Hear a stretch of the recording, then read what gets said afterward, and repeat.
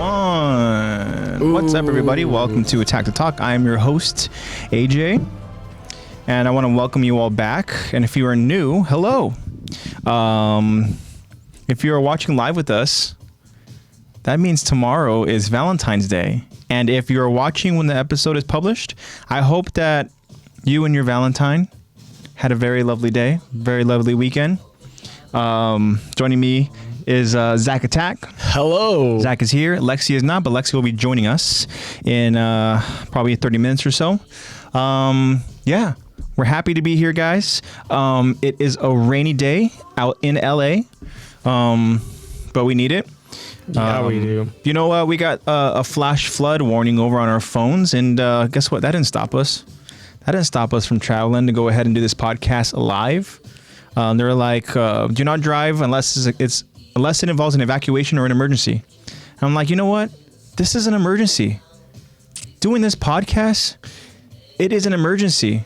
Like I said earlier, if you didn't hear it before, if you didn't get the previews live on Twitch, yeah. Government issued warning for a flash flood as if I listened to the government.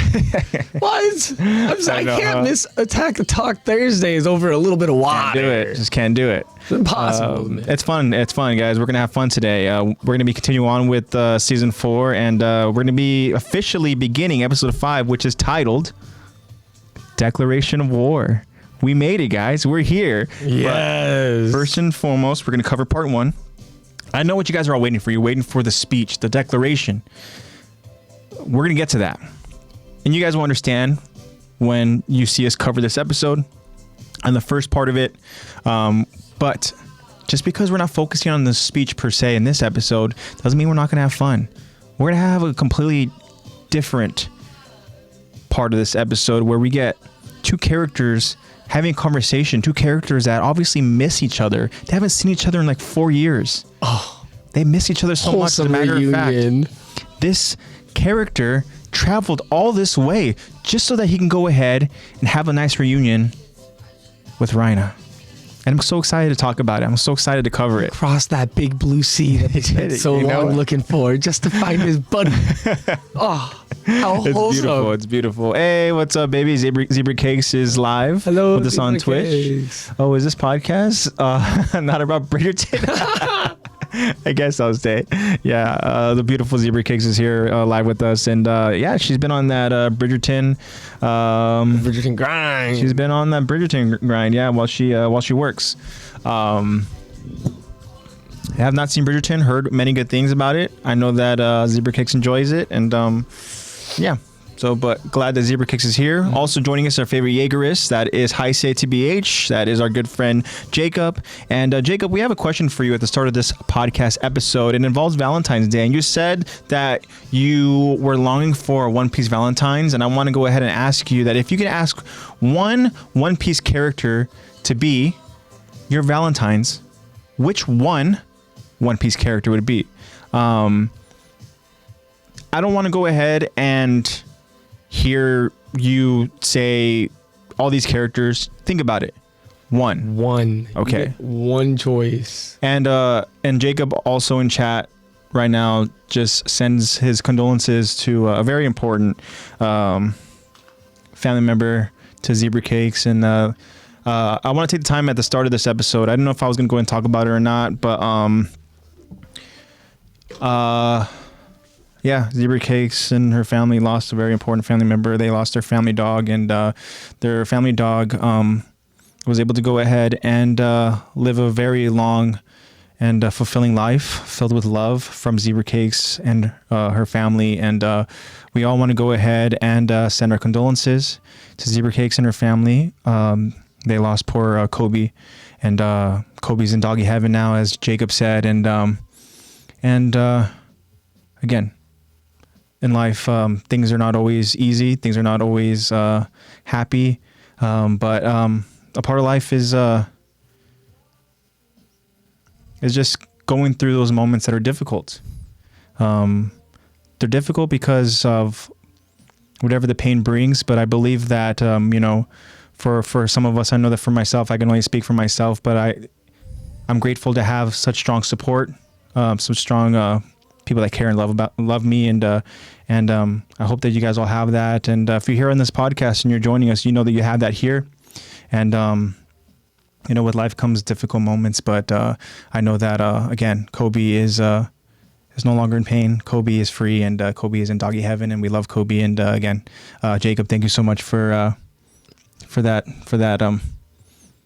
you know, for sending that love and support to Zebra Cakes. And again, Jacob, that goes to show the type of person that you are, man. I mean, we've talked about it plenty of times here on the podcast about how loyal and supportive you are, and those are two very important qualities to me, and you very much are those two things. And Jacob, we love you, man. And Zebra Cakes, I love you, baby. And you know, been thinking about you and your family a lot this week, obviously. And yeah, so yeah, so we love love. That's what it is, guys. But speaking of love, Jacob has decided, and he says it's an easy choice. And again, that question that I presented to him, and he didn't even think about it. When you think about it, there are a lot of One Piece characters that potentially could be somebody's Valentine's. But when I asked Jacob to choose one, people would pick. Who did he choose? Huh? Who did he choose? Who did he choose? Yeah. He chose Nami, baby. He said Nami. He said easy. He said Nami. Easy. Yeah, he said easy. And he also went on to what is this blasphemy? He said, this, Zach, bro? you're Valentine's. Maybe back in the day when she was known as Charlotte Linlin. Yeah, there you go. She was a giant baddie. Yes. I mean, she probably. God. How many of those Ross babies would she have? Oh, that's a big number, bro. That's a big number. But I would pick Boa. He was like, Zach, your Valentine's is Big Mom. And if you have no idea who Big Mom is, just search up Big Mom One Piece. That's all you need. No, you don't even need to put the One Piece. You put Big Mom. Just put Big Mom. You'll see exactly who Jacob's referring to. I hope it's a real person. Yeah, absolutely. I hope it's a picture of a real person. Yeah. But just a Big Mom. Yeah, just a Big Mom. And yeah, Big Mom, that's interesting. Big Mom's such an interesting character in One Piece. Oh yeah, she is. Wano Big Mom. Oh man. Oh, bro. God. Wano Big Mom, I will say, Wano Big Mom, she felt very, very beautiful, and she felt very, very happy. And when her was kind of briefly erased, when she was prancing around with Otama. Yeah. So yeah. Hey, Kyron. My son. What's up, man? Child. How are you doing? Welcome. That's 2 weeks in a row we got Kyron. Hell yeah. Right? We're so blessed. And Zebra Cakes looked what Big Mom looks like. And what does she describe Big Mom as? Fanny Big Bottom.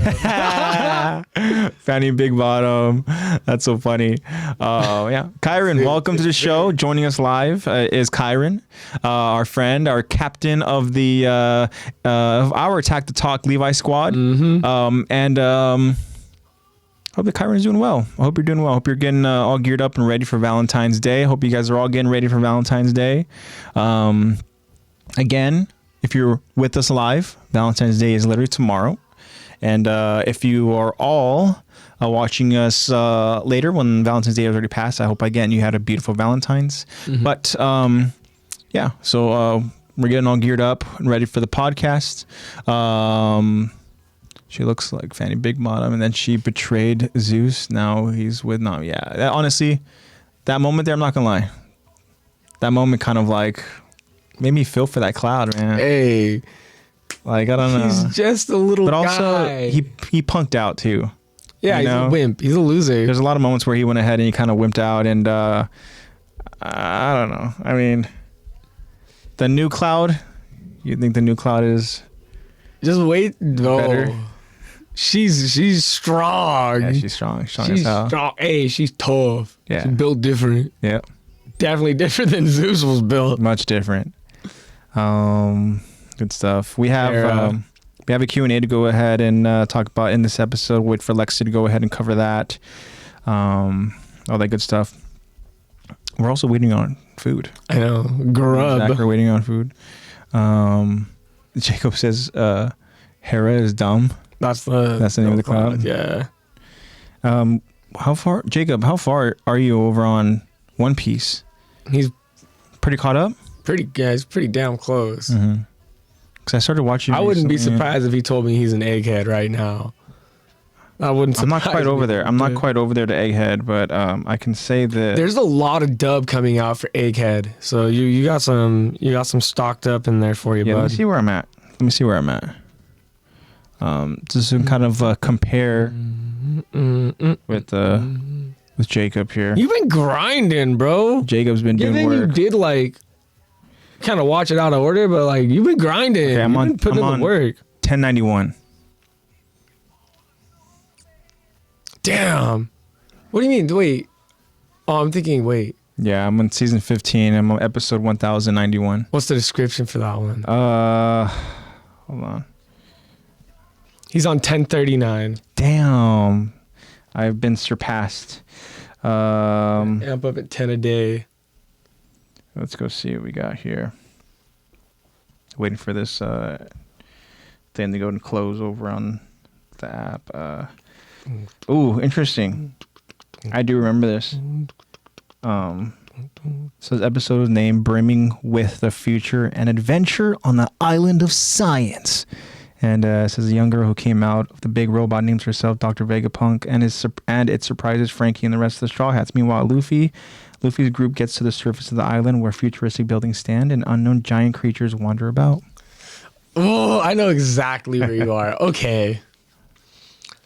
Yeah, interesting, man. huh?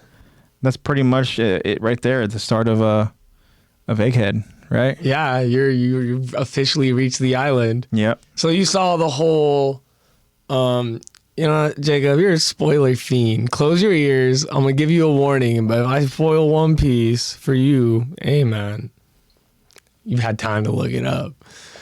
Have you seen the big water ball? You saw Bonnie then. You with Bonnie. Yeah, the little girl. Yeah, it was just a brief introduction. You remember Bonnie? Do I remember her? Yes. Should I remember her? Yes. Oh, interesting. Jewelry Bonnie. Fellow pirate. We met her in Sabaody. I don't. Yeah, I think But I have to keep watching. Is she still a kid? Yeah. Okay, it's because she hasn't gone back to her normal age, because we see her in her older form in Sabaody, but it's the same pink hair, same clothes, and same jewelry. Yeah, I'd have to go ahead and definitely be reminded for sure. It's been a while. He's just spouting. Yeah. I don't know if you knew that, but yeah. No, did not know that, but thank you for telling me that. Well, it's gonna be important. You'll find out. But, Kuma lore. Yeah. Either way, Jacob has surpassed me over in One Piece. I remember there was a time where I had to tell him to go ahead and watch One Piece. Me and Zach. 39. Yeah, 1039. You're at 1091. Oh, no shit. Why does he know all this? Oh, because he spoils me. He just watches it. He watches Bro sends me spoilers for himself all the time. He says, I'm in Wano. Yeah, I know you're in Wano. You're almost done. Yeah, almost there. You're getting to the big good shit right now. Yeah, definitely. Beautiful. All right, I want to go ahead and find out from you, Zach. How you been? I know you're excited for tomorrow. Tomorrow you're going to be traveling over to Big Bear. Get to go ahead and do some snowboarding. Oof. But what has this week brought to you, my friend? A lot of work, man. Work, huh? A lot of work, man. How's school going? It's going good. I have Monday off. Yes. Nice. It's been cool. I did a lot of fucking biology's a lot of information, man. Yeah. It's a lot of just. See, this is why I like numbers. This is why I like math. Yeah. Math is math. It's just vocab. Animals, bones, vocab, phylum, all that. It's cool. I kind of like the structure. I don't like taking notes outside of class, but it's better than because we don't really have like homework. It's like that is the homework. And I now understand that is the extent of the homework besides the lab, which lab is different. But it's been cool. I don't get bored in class. She keeps it very interactive. That's good. Honestly, good teachers go. I mean, good teachers are like a big backbone of this freaking country. You know, when you find a good teacher, then they can really go ahead and motivate students to do a lot, to accomplish a lot, to at least go ahead and strive for something. You know, I'm glad that I didn't pursue it, but I remember I had a freaking like government and economics teacher get me excited and invested in like reading stuff about politics, and I had this crazy idea of trying to make a difference in this country, or at least over in my local government or whatever it would take me, and just trying to aspire to go and get into politics. I was obviously very fascinated with JFK's presidency, and with that came his unfortunate assassination. And it's funny, I remember joking around too, where I was like, if I get into politics, then man, you know what? Hey, I'm not built for it. I'm not much of a corrupt liar, and I think they would. Yep. They'd take me out. That's why I can't go into politics. I can't do that. Yeah. You're going to tell me the government secrets? No. Everyone knows them. But anyways, to my point again, not to go and get into politics, but so teachers, man, teachers can go ahead and be real incredible. So that's cool, man. It's cool that your teacher really makes things interesting over in class. It just goes to show that they care too. Like the fact that, like they're really, bringing some good, I don't know. I would imagine probably just the different labs or whatever and stuff and all that are very. It's like a mixture of labs, and it's just like activities throughout. Like she makes us in our groups. Like everyone's got a computer. That's the one thing that I'm not used to is everyone's got a tablet or a computer. Like you have to have one. If you don't have one, they all got backups. Like it's used every day. Yeah. And she's just got PowerPoint slides up. She's like, talk to your group, answer the questions. You should know this because you took notes. Yeah. Right. And then if you didn't take notes, you have your classmates. So interesting. It's a lot of like conversation and debate. She's like, if you guys can't decide between two answers, I'm not gonna tell you which one. You're gonna figure it out amongst yourselves. Yeah. You're gonna debate it.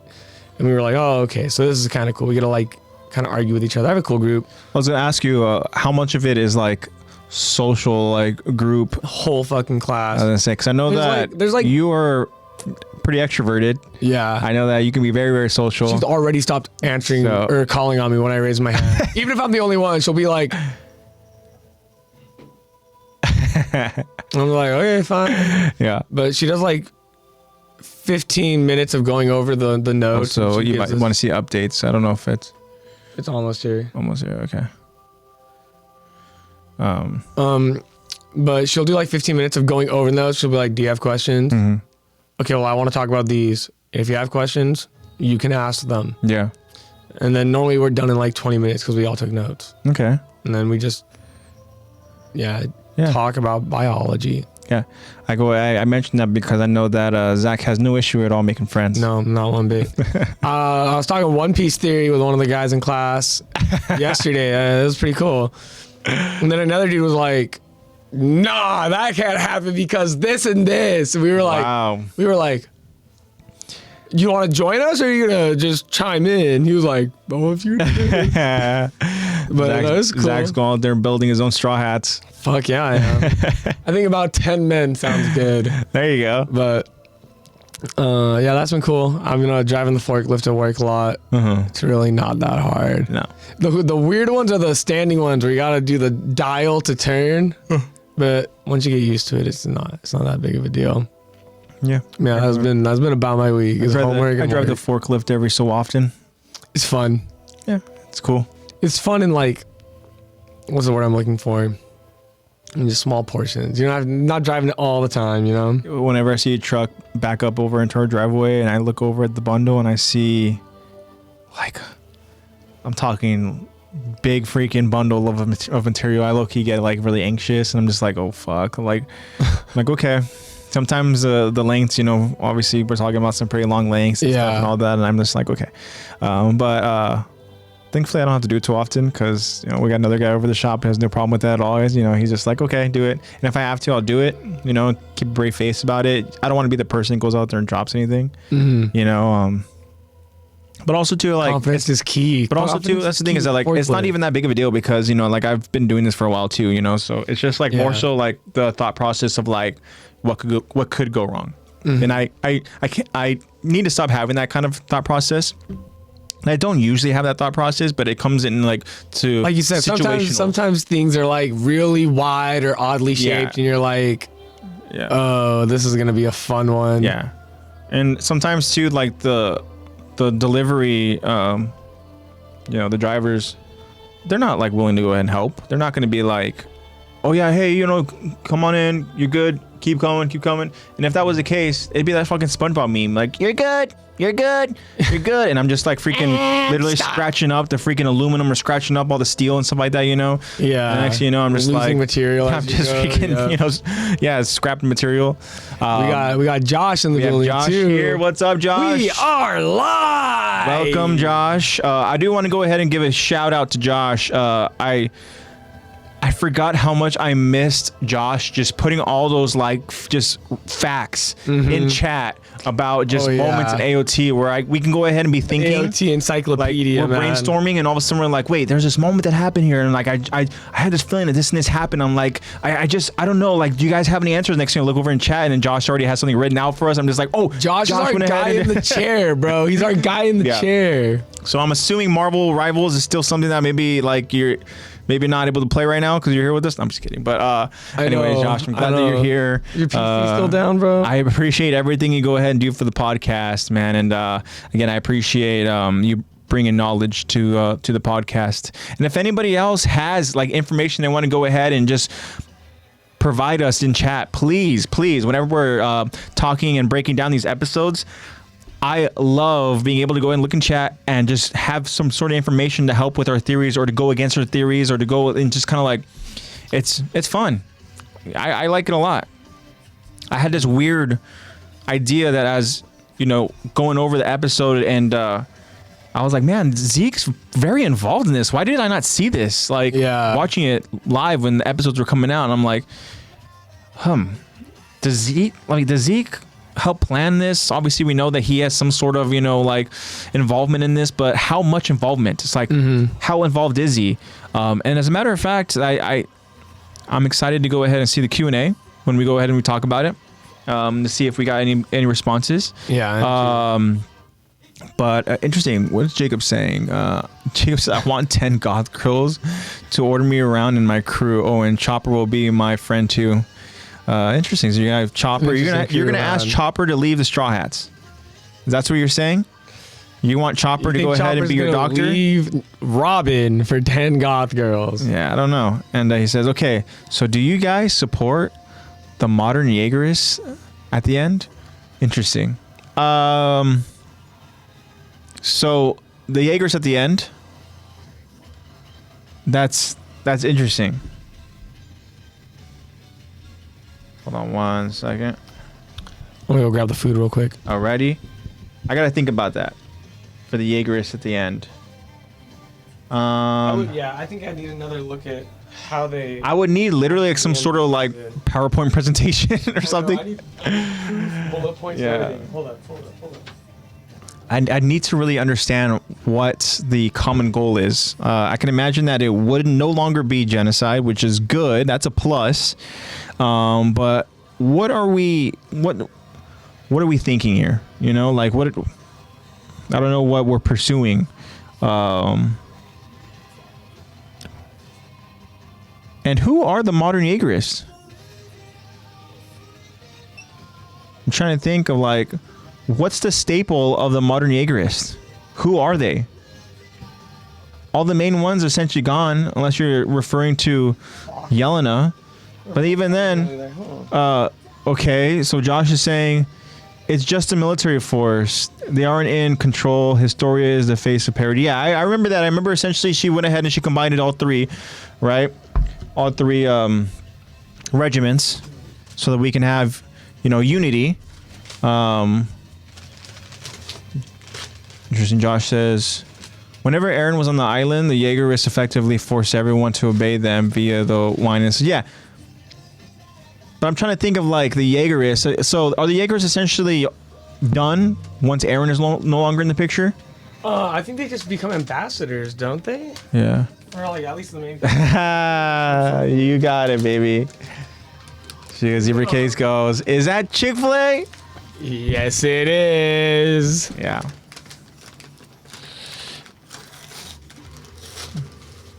Very, very interesting. Via wine is crazy. Okay, I did. The Jaegers don't have the same ideals at the end. Yeah. So the different ideals. I actually did get Dr. Pepper. What'd you get? I got lemonade. Lemonade? Nice. Interesting. I switched it up a bit.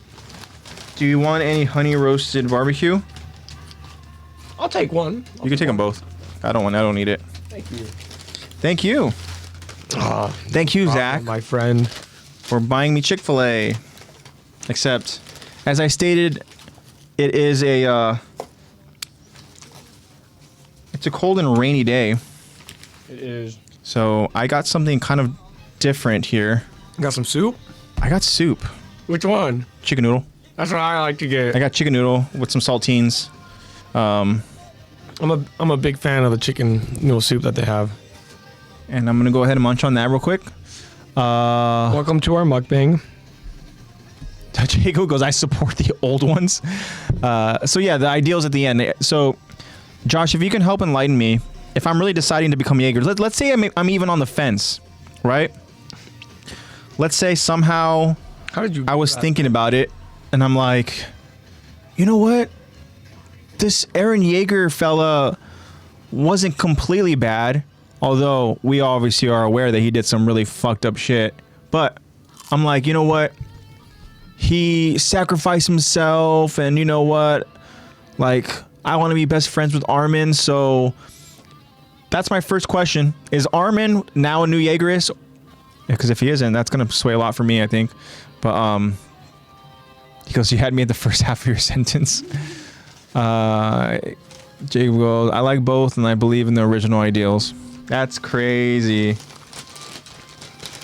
That's a wild statement to make.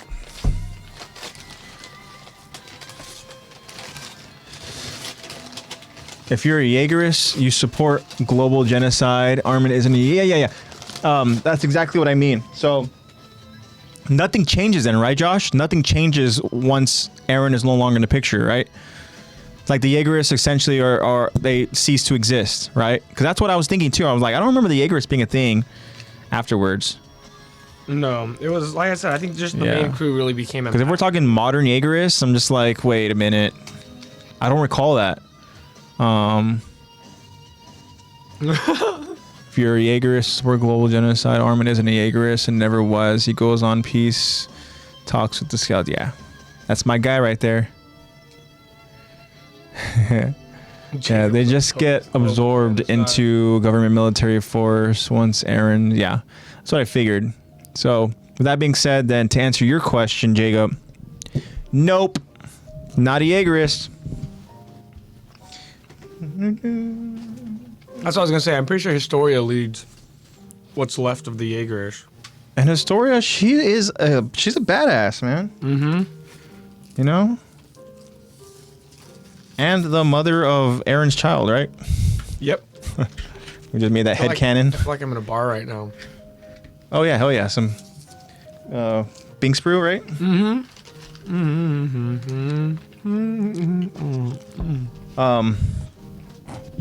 Yeah, Jaegerist, sorry. Can't do it. I don't like the government. You think I like global genocide? That's crazy. Yeah. That could not be me, bro. But if that's the case, let's say I am in some sort of regiment. I mean, they essentially effectively all become united.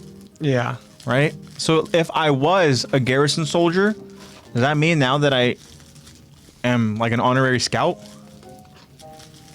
I think you're just parody military at that point. At that point, you're just now under the same umbrella, just whatever the flag is now. Interesting.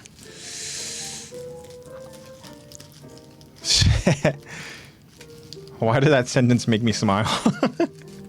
It made me smile too. Wait, so does that mean that would be Jacob then? Jacob would be one of those Jaegerists that gets annihilated by the scouts and Titans at the port? Cause I find it hard to believe that. Oh yeah, no. He goes, hell yeah. No, wait, what? Sorry, buddy. I know that you would try to go ahead and survive as long as you could. But my fear for you, Jacob, is that you would probably be too close to Eren and to Flock, and they really do put themselves at risk. And I think that you would be at risk as well. So I don't know if Jaegerish is really the best thing for you, bud. I don't think it is for him either. I think you can just be a garrison soldier with me. No, that's the life. Josh goes, yeah, those regiments were created by the government who were trying to keep everyone ignorant and confined within the walls and die one day. Yeah, I figured as much too. But I feel like garrison soldier, like, I'll learn how to play Pinochle. I'll go ahead and I don't drink, but I can go ahead and just enjoy the company. You're me team dad. But also, that means that I'm probably dead too, though. With all due respect. Mm-hmm. I'm like, I can't be talking that shit if I'm just like, I'm going to be a garrison soldier and all of a sudden Titans invade. I'm just like, ah! Titan just chomps down on you. Yeah. You're like 50 yards from the walls. You see a giant foot go through it. I'm like, oh, hell no. Take my jacket off and blend in with the crowd. I'm a civilian. So, I think Zach's on record to say that you would actually pursue to become a scout. So, damn. That means we would need Zach to go ahead and save our asses. If I found out that Zach was being a scout, I'd probably think about it. But also, I'd have to understand what I'm fighting for. See, I like to think of it in the sense of Aaron. I get to explore this world. Mm-hmm. Freedom? The government isn't watching me 24/7? I'm in. I'll take it. I want to just go wherever Chopper would go. And if Erwin's there, game over. I'm following Erwin. So, Jacob's loyalty only goes to the Jaegerish. So essentially, prior to becoming Jaegerish, he would have no loyalty or allegiance to any of the regiments. Interesting. Very, very interesting. So you wouldn't go from being like a scout to Jaegerish or like garrison soldier to Jaegerish or an MP. You would just go straight civilian to Jaegerish, huh? Interesting. Very, very interesting. No, you can't. Oh, there it is. I think he could do it. He has his man beast form. Actually, that's pretty interesting. They'd have to do custom made. Then that means he couldn't transform. Unless it's an elastic band. Yeah. I like his horn form and his kung fu form. I don't think they would put Chopper out on the field. He's a medic, yeah. Unless he's like a medic per squad. And if that is the case, then I feel like Chopper would be like side by side with Hanji. Yeah. Hanji would want to run experiments. Oh, I love that trio. You have Hanji, Moblit, and Chopper. I love that. Moblit pulling Hanji away from Chopper because he's like, I just want to pluck one of your hairs. I totally picture like Hanji having Change Chopper. it to another form for me. Hanji having Chopper over on her back. That'd be so sick. Monster Point versus Colossal. Okay, Monster Point's not that not as big as Colossal, right? 3 Rumble Balls. He gets pretty big. Maybe not. I'd have to see side by side. Howdy. Hey! We have Lexi joining us in the show. What's up, Lex? I'm here. Howdy. Here. Hi. I have a saucer of steak, and I'm ready. Nice. There you go. We got Chick-fil-A. He texts you. Okay, homophobe. I'm kidding. We're on stream. I'm kidding. But it's so good. Damn, I'm gay. I can say that. I ordered a Coke too. Imagine. I'm kidding. I mean, you're ordering from Chick-fil-A. Might as well at that point. Yeah. But Chick-fil-A is just so good, dude. I don't know. The homophobia is what makes the chicken taste good. I was gonna say I don't know what type of homophobia they put in their chicken, but god damn. Every person good. I've ever known that's worked at Chick-fil-A has been gay. All of my friends that work at Chick-fil-A are gay. I think that's what it is. They just want to keep an eye on them all. They're not homophobic. They just want them all for themselves. That's the issue. Is that Catholic Church all over again. Jacob's asking, how about Monster Point versus Armored? Monster Point. Actually, that's pretty tough. So how you been, Lex? Yeah, I've that's probably been- Armored. Up to. I've been very good. Just working and Marvel Rivals. I'm Plat 2 now. So that's something. What are the rankings? So it goes 'Cause I heard somebody bronze. talking about it, and they were like, Yeah. going from like Grandmaster or whatever to Yeah. No, yeah. to Celestial. I was telling, Sweaty. yeah. Okay, so I was talking to AJ about this the other day, and I was basically telling him that like, oh yeah, dude, like I'm plat now. Like I was feeling so good, and you're a few games away from Celestial. That's crazy. There's That's no way. nutty. Who? Josh. Josh? Who do you The play? hell? Who do you play as? I just want to know. And who is normally hero banned in your lobbies? But anyways, I was just so proud that I got up to platinum because normally I never pass silver in these games. So that's cool. That's Elo hell right there. Yeah. No, yeah. And then being stuck in silver lobbies is literally the worst thing. Am I late ever. or racing? Who's joining us? Bobby. Hi, Bobby. What's up, Bobby? What's up? Just in time. He plays Magic and Black Panther. Okay, dive. Very divey. I see. Okay. I see you. That's sick. Very See, divey. That's crazy. I haven't been able to play much. I just got out of silver. I'm like halfway into gold 3. Dude, I was stuck in silver lobbies What for you been a up to, full, Bobby? like, couple days of gaming. For Like, me, it's silver lobbies probably- are the worst. I probably spent like We give 30 dogs games. Yeah.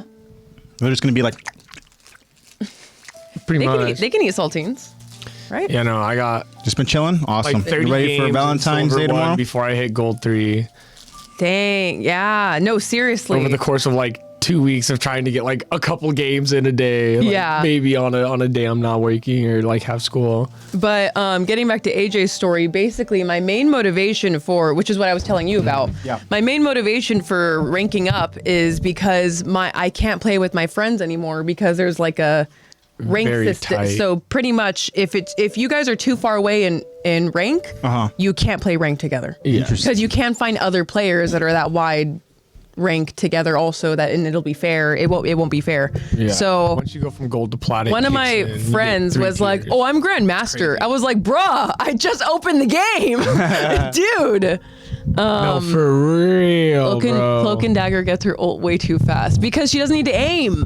That's why she doesn't need to aim. You just hold right Moira, trigger. It's Moira 2.0. You just hold right trigger. So, anyways, my friend is now Grandmaster. And all of my other friends are like getting up there, and I'm like, well, now I can't fucking play with them. So I went and I just grinded. I just grinded and grinded. Jacob's putting out a PSA for One Piece. This is his Ember Alert. Yeah. Everyone, it's an emergency. He's like, catch up to One Piece. We're near the end. Yeah, we're not near the end. No, we're in the end. Once the One Piece is revealed, it'll never be the same. Please watch or read. Interesting. Speaking of Ember Alert, I just manifested an Ember Alert, emergency alert, flash flood warning. Yeah, guys, it is. I ignored Yeah, that we one talked about earlier, it. We yeah. talked about Hell. flash floods and how it's not stopping us doing the podcast. Yeah, I literally Yeah. drove home and like from work, and I teach PE and all. Wow. Look at Bobby. Hold on. Just read that, Zach. Apparently, 2 different people want to go on a Valentine's Day. Oh, first time being asked and planned having a chill day. Wow. Wow. Now you have to decide which That's person. crazy. Josh said he plays on his Damn. Smurf account with his gold friends. Oh, I mean that's fun. Yeah. So fun. So with you're lobby. the Smurf I've been playing with. Got it. Got it. It's okay. I love you, Josh, but it's so annoying playing with Smurfs. Zebra cakes make them fight to the is. death. Make them fight to the death. Yeah, make them fight to the death, and then the Oh, one man. who wins. No, you should make them That's joust. Valentine's So Day. crazy. Make them put on So- suits of armor and joust. I was originally bronze 3. So, no, bronze 1. So how it works is each rank system has a 3, 2, 1. So bronze 3, 2, 1, silver 3, silver 2, silver 1, and then gold 3, gold 2, gold 1, and then platinum 3, 2, 1, and then Diamond 3, 2, 1, and then it goes to Grandmaster, and then like Celestial being That's up crazy. there. So essentially, Grandmaster and Celestial is like you really got to put in some work. You're in like the Yeah, top. you gotta have be hours. legit. You're in the top 1 percentile. That's for sure. crazy. You got to Wow. clean your chair. If you are in, if you are up there, you got to. hear that? You hear that, gotta wash Josh? that. You got to wash You that. hear chair. that, Josh? Josh goes, what's wrong with Clean your both? chair, bro. He goes, Clean same your chair. time. Damn, go on a date Oh my at the God, same go on a date time. with both at the Savage same ass time. Josh. Yeah. Yeah, and then the winner you take home. Whoever I like more gets to sleep with me. Yeah. Wow. Yep. There it is. You earned a kiss. Whoever makes This me laugh. rose is going to go whoever know. makes me feel You the show best up. at the end of the date. I was gonna say, Bobby's bachelor. I was gonna say you show up with a bouquet and chocolates, but then you have to decide at the end of the date which one to give it to. Yeah, who gets it? You should tell them that idea and see if they'll do it. That would be awesome. What's up, buddy? Damn, Josh goes still have a full-time girlfriend and I'm Celestial. I'm yawning while I play. No, dude. You're just a natural born gamer, huh? Oh, you okay?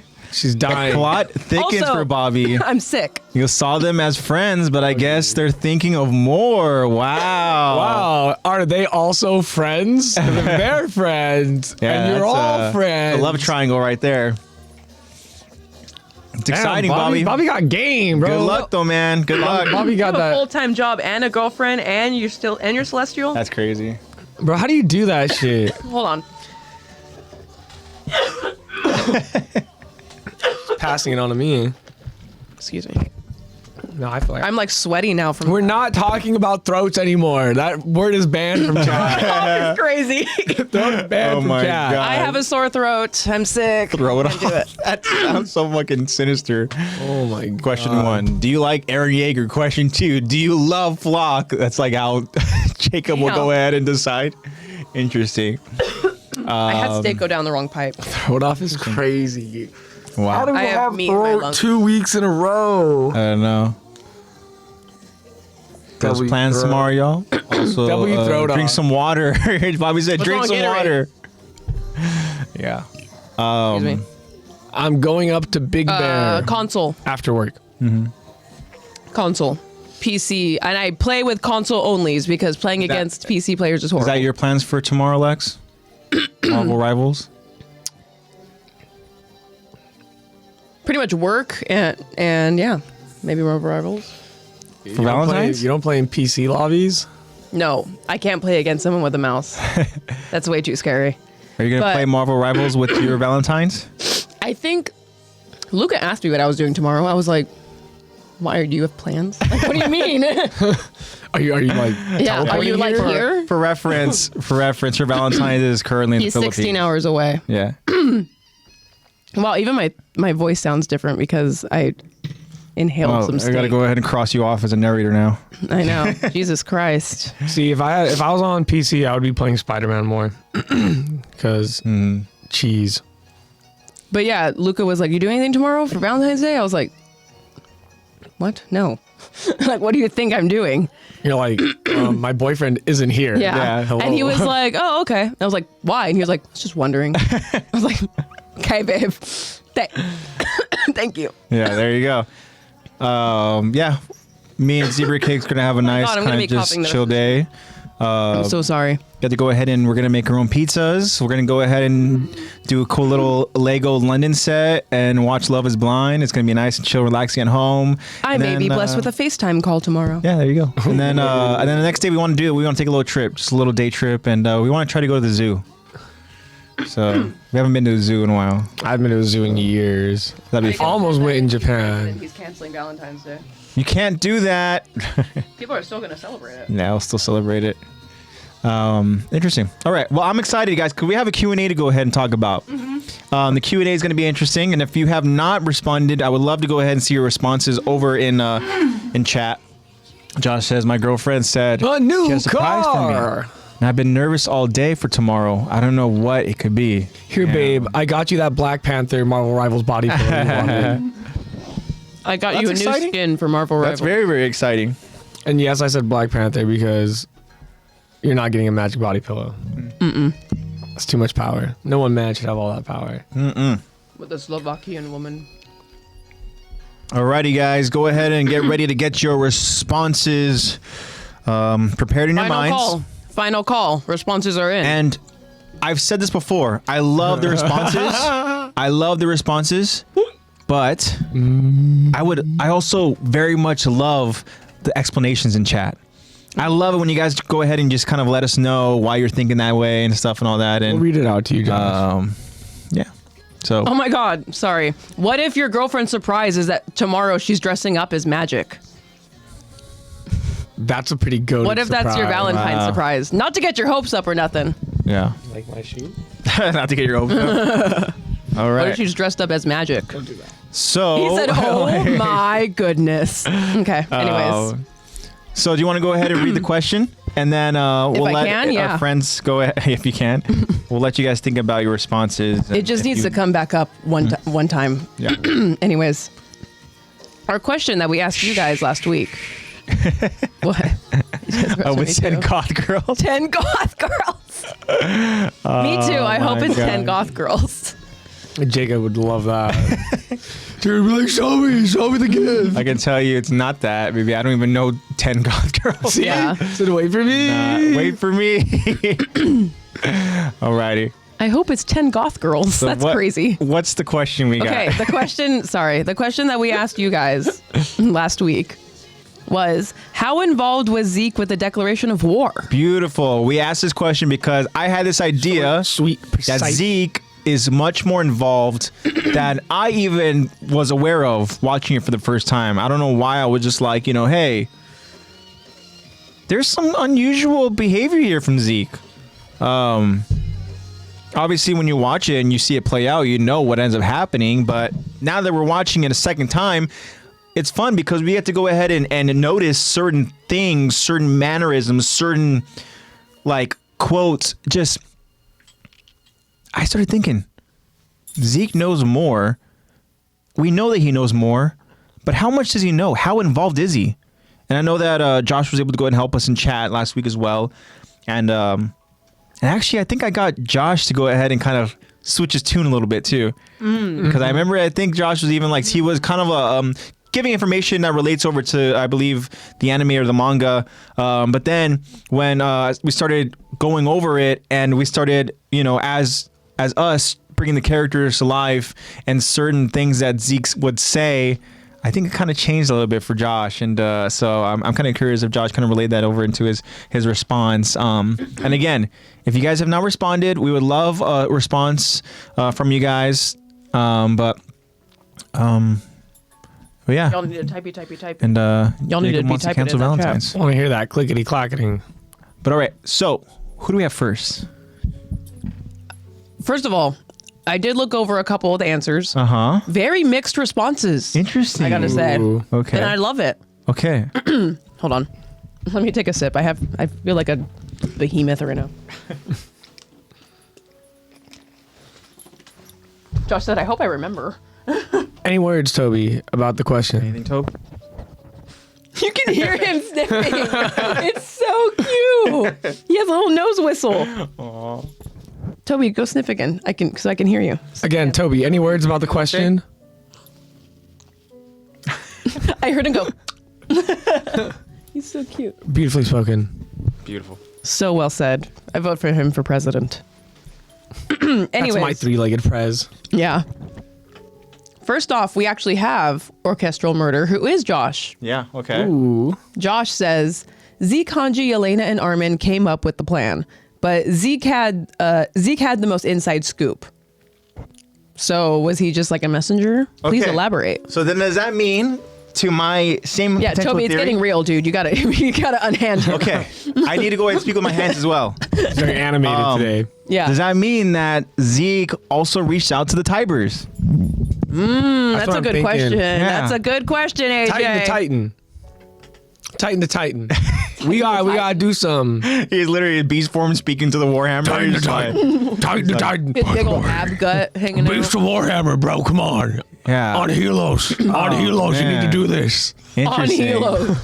Very, very interesting. I don't know. I just feel like Willie's getting played. Yeah. Oh, 100%. I feel like he's getting played, and I feel like I feel like it's on Man. purpose because he has the potential Yeah. to actually be a problem. He has the charisma. Nip it in the bud before he You know, grows. they know that they need to go ahead and have somebody go ahead and give out this beautiful speech with the charisma and getting people to go ahead and just feel like, yeah, that dude's right, you know? Yeah. Yeah, fuck those guys. And then Big the bikini moment they start bottom. believing, Somewhere else. Beast Titan is just like, nope. I love it. Okay, interesting. Very, very cool. Yeah. Josh, honestly, do not think Zeke has enough emotion to get in touch with the Tybers. Not even Magath did. I don't know. Did he you just watch that knew last episode? what was happening and played around you seen his what was butt? given He's got motion. to him information going in the wise. trunk. Okay, but then how the hell did Tiber, how do they get involved in this? If they have been away from everything, and if they didn't want to get involved in any wars and anything, any disputes, anything, right? Why are they suddenly over in Marley? Why are they suddenly, I should say Willie, why does Willie suddenly want to go ahead and have such a substantial change? It's almost like he was, I know. it's almost like somebody went ahead and kind of like reinvigorated him a little bit. Told him the idea, but made it seem like told him the plan, but made him think it was his idea. Yeah. Do you want to be a hero? Because you can. Yeah. There it is. Even though you don't have the Tiber, Warhammer. world You know that you was have in rights? peril because of Aaron and the Attack Titan. It's free real estate. Hey, don't you start, otherwise you're gonna be going out. You're Would you like to getting share out of with the studio. people how immature you are? Yeah, you're on camera, dude. He just went into the mic. Yeah. Toby, any other words? Yes, share how immature you are. See, yeah, he's a feisty one. He's a little He's jaw just titan. walking around, bro. Okay. We don't want this to escalate. Okay. We don't want this to escalate. Get him out of here. Get him out of here. I'm sorry, guys. This is embarrassing. Boys. Sorry. Get him out. Get him out. Boys, play nice. Bye. Fuera. Bye. Bye. Yeah. What you did. Look what you did. These are the consequences of your actions. Hey. He's like, I didn't do that. I didn't walk it. Brothers fight. Ready? Oh my god, food. We will do anything. We just hit his head on your desk. This way. This way. Interesting. Jacob goes. Jacob says, my little future Jaegerist. Toby, my little future That's Jaeger. crazy. Toby has a problem when he's getting love from someone. Yeah. And Blue comes near them. Interesting. Josh says he knew about the uprising that took place and the He gets government was selfish. overthrown from the warriors. Basically, the founding Titan was that word? Yeah, usurped, and Aaron wasn't bound by the vow renouncing war. Interesting. Okay. So he was kind of like But why did it take 4 years? I feel like somebody planted something.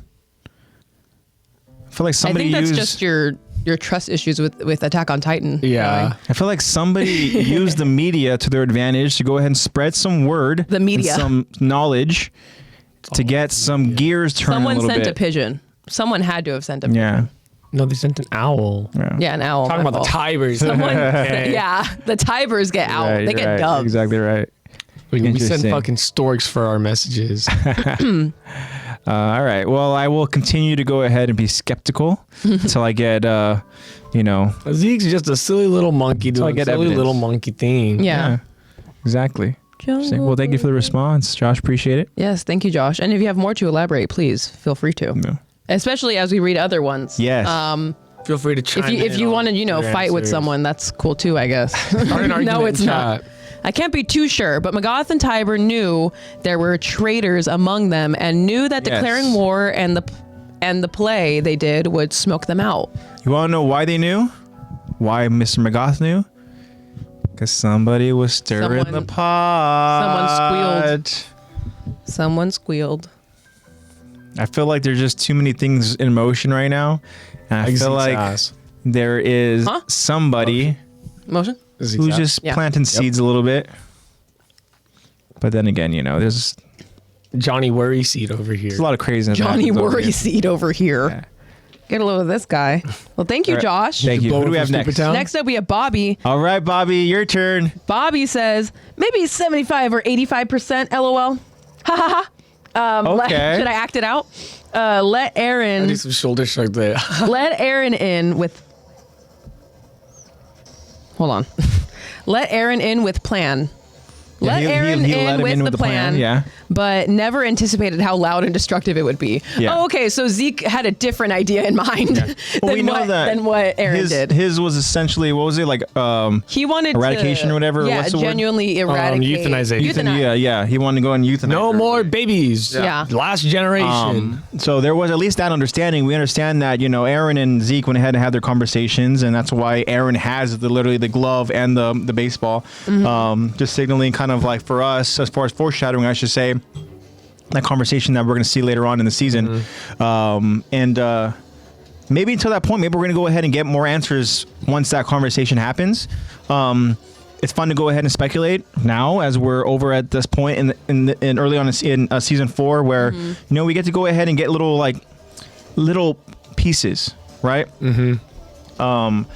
We're but I like that. following the breadcrumb I like trail. that. That's 75-80%. I like that. I like that. I'm pretty much there too. I'm like 80%. I'd bump it up to 90 if Aaron's just like, I'm just going to crash this ceremony. Yeah. Not, I'm going to eat your fucking Not hero. literally. The thing is, though, Crash. how many times already in season 4 we've been like, Aaron's technically not lying, you know? Yeah. Yeah. He's a D1 manipulator. He technically told the truth. Just withheld a little bit of info. And he probably said it like so nonchalant too. He was like, Yeah, okay, so I'll just crash the party. exactly. Yeah. Josh says, another clue could be that the scout ship sent to Parody never came back. Well, I think that's just because, Aaron's just been taking him out. Yeah. Zeke didn't care about the casualties, which is Aaron why he Bush allowed was Aaron everywhere. to be the sword and retake the Warhammer and destroy the Marley. Yeah, you know what? I like that too. I feel like Zeke didn't really want to get his hands too dirty, and also too because he's trying to go ahead and you still got to play the part. he's trying to maintain the illusion Right. of him being Marley's, war chief. And it isn't until really the what am I blanking on? What he refers to Gabi and Falco as? They're like miscalculations, where it really isn't until the miscalculations go ahead and see Zeke where they're like, wait, like even Zeke betrayed us? Yeah. Because nobody else saw Zeke over in that, airship. Yeah. Which, you know what? Good job, Zeke. No one anticipated that he would be a traitor or whatever. Even when they get over to Parody, they didn't know really what Zeke's full motivation was other than to go ahead and make contact with his brother, right? And so they didn't know what side of the field Zeke was playing, and even us as viewers were like, damn, Zeke and Levi, Levi and Zeke and stuff, but really Zeke, it seemed like he was just trying to buy time. Yeah, pretty much. I like this, what Josh says. Okay. Zeke had Levi blow him up and leave body parts behind. He didn't plan on being found out that he was alive. He'd hoped that everyone thought that he was dead. Hence why Falco and Gabi are called miscalculations. Interesting. Now They're we're a getting miscalculation from his plan. Because he was like, y'all are supposed to think I'm dead. We're getting into some strange territory there because I don't think Zeke planned to die. I think that was a miscalculation right there, that he encountered Levi again, because I think that he thought Levi... how much of his body he had to grow back. The thing is, it wasn't essentially grown back. He essentially was gone. It was the founder Ymir who sculpted him back to life. Oh. No, we're talking about the initial play, though, the Declaration of War. When they take Zeke up, he wants the people in Marley to think that... Zeke wants the people in Marley to think that he died. Yeah, it's like a public massacre of Zeke. And we're talking about like here. Well, that was from Levi. We're not talking about... Because remember, Levi came over and he took him out. Remember? When the Beast Titan showed up. And then all of a sudden, Levi took him out. And then they're like, oh my God, like... we don't have Zeke anymore, and that was Zeke's way. That was Zeke's way of like essentially hiding himself. Yeah. He didn't. Nothing happened to him during at least as I remember. Yeah. Nothing happened to him when Aaron emerged. And we're going to go ahead and cover it, of course, too. We're talking out loud, in an open forum and stuff. And again, if anybody else has more information. Or if we're misremembering anything. Yeah, so even now, like it says, no age, that's the forest battle where he screams. But yes. I think that Zeke planned, to intentionally to fake his death by the hands of Levi, because Levi was like, essentially, I He can't would be believe the I one to trusted kill you, Mm-hmm. right? He goes, I can't believe I trusted you, this and that, whatever. And he still, I guess Levi showed that he went along with the plan, but he didn't like to do it, Mm-hmm. And it just goes to show again, that's a perfect example that the Jaeger brothers are telling people what they need to hear to push their narrative. Yeah. Mm-hmm. Because Levi wouldn't do that unless he was literally persuaded to do so. Which again, if they're doing that to Levi, I don't think it's out of the table or off the That table, I should anyone could say, be for them to go held ahead at and also gunpoint. persuade Willie Tiber as yeah. well. Persuade yeah. Magoth to believe that they're traitors and stuff to get eyes off of them. Rich boys love to feel like saviors. It's crazy as we're talking about it out loud, like certain things that we're recalling it. For me, it makes more sense that Aaron and Zeke have been steps ahead of them this whole time. It's like they've gone on to go ahead and plant seeds in all these different factors that potentially could get in the way. Like, look, Levi's a threat to our plan, so we need to get him to think that he's helping us. And then we need to get these, other people who potentially could be threats, like the Tiber family, who have a whole ass Titan, to go ahead and think that they're on our side. We have to go ahead and make it seem like that Marley still trusts Zeke and all that. Like, there's so many factors, and it's literally... Can we hit that applause for the Jaeger brothers? Holy shit. How the hell did they get all this shit done? manipulating. I don't know. Interesting. I feel like I missed some really good chat. I don't know. Is there some good stuff to go ahead and Josh to said say? that Hanji told Levi Zeke had a secret plan to save the world, his 50-year plan, where they passed the Founding Titan along and started a mini rumbling to destroy the military in Marley. See, So that's... the one that we missed out was Levi and Zeke were on cue and waiting for Armin's explosion to distract everyone. Yeah.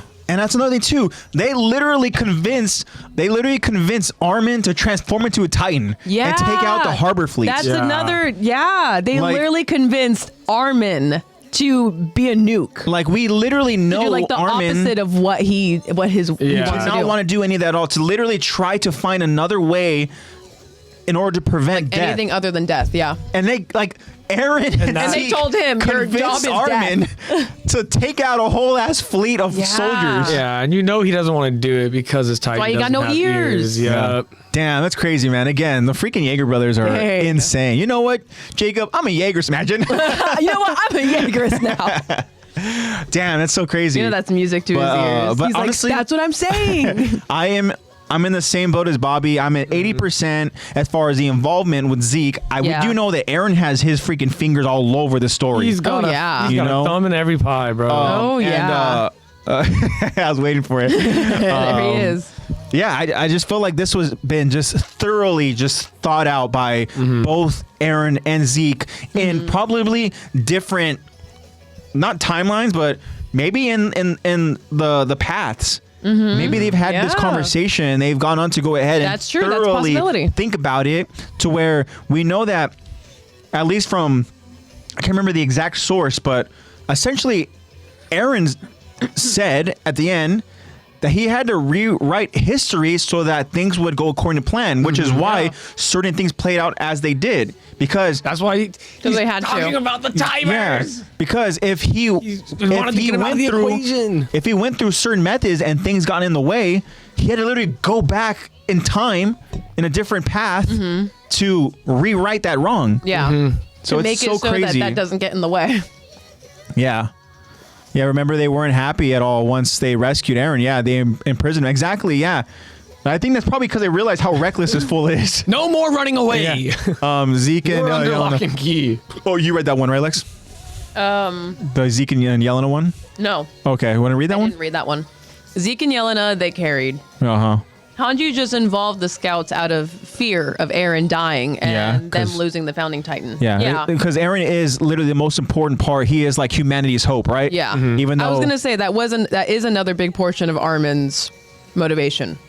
He wasn't just like, you need to be our nuke. He was like, well, I'm going to die, so I need you to do this. Yeah. Pretty much. And he was like, well, out of care, I'm just so loving and out of care for my best friend. Such manipulation. I Oh know. my God. Poor Armin, my baby. Like, Armin, if you don't do this, I'm going to die. Yeah. And Armin's slaughter at least 10,000 Marleyans in that blast. We can't talk anymore. I know. Literally.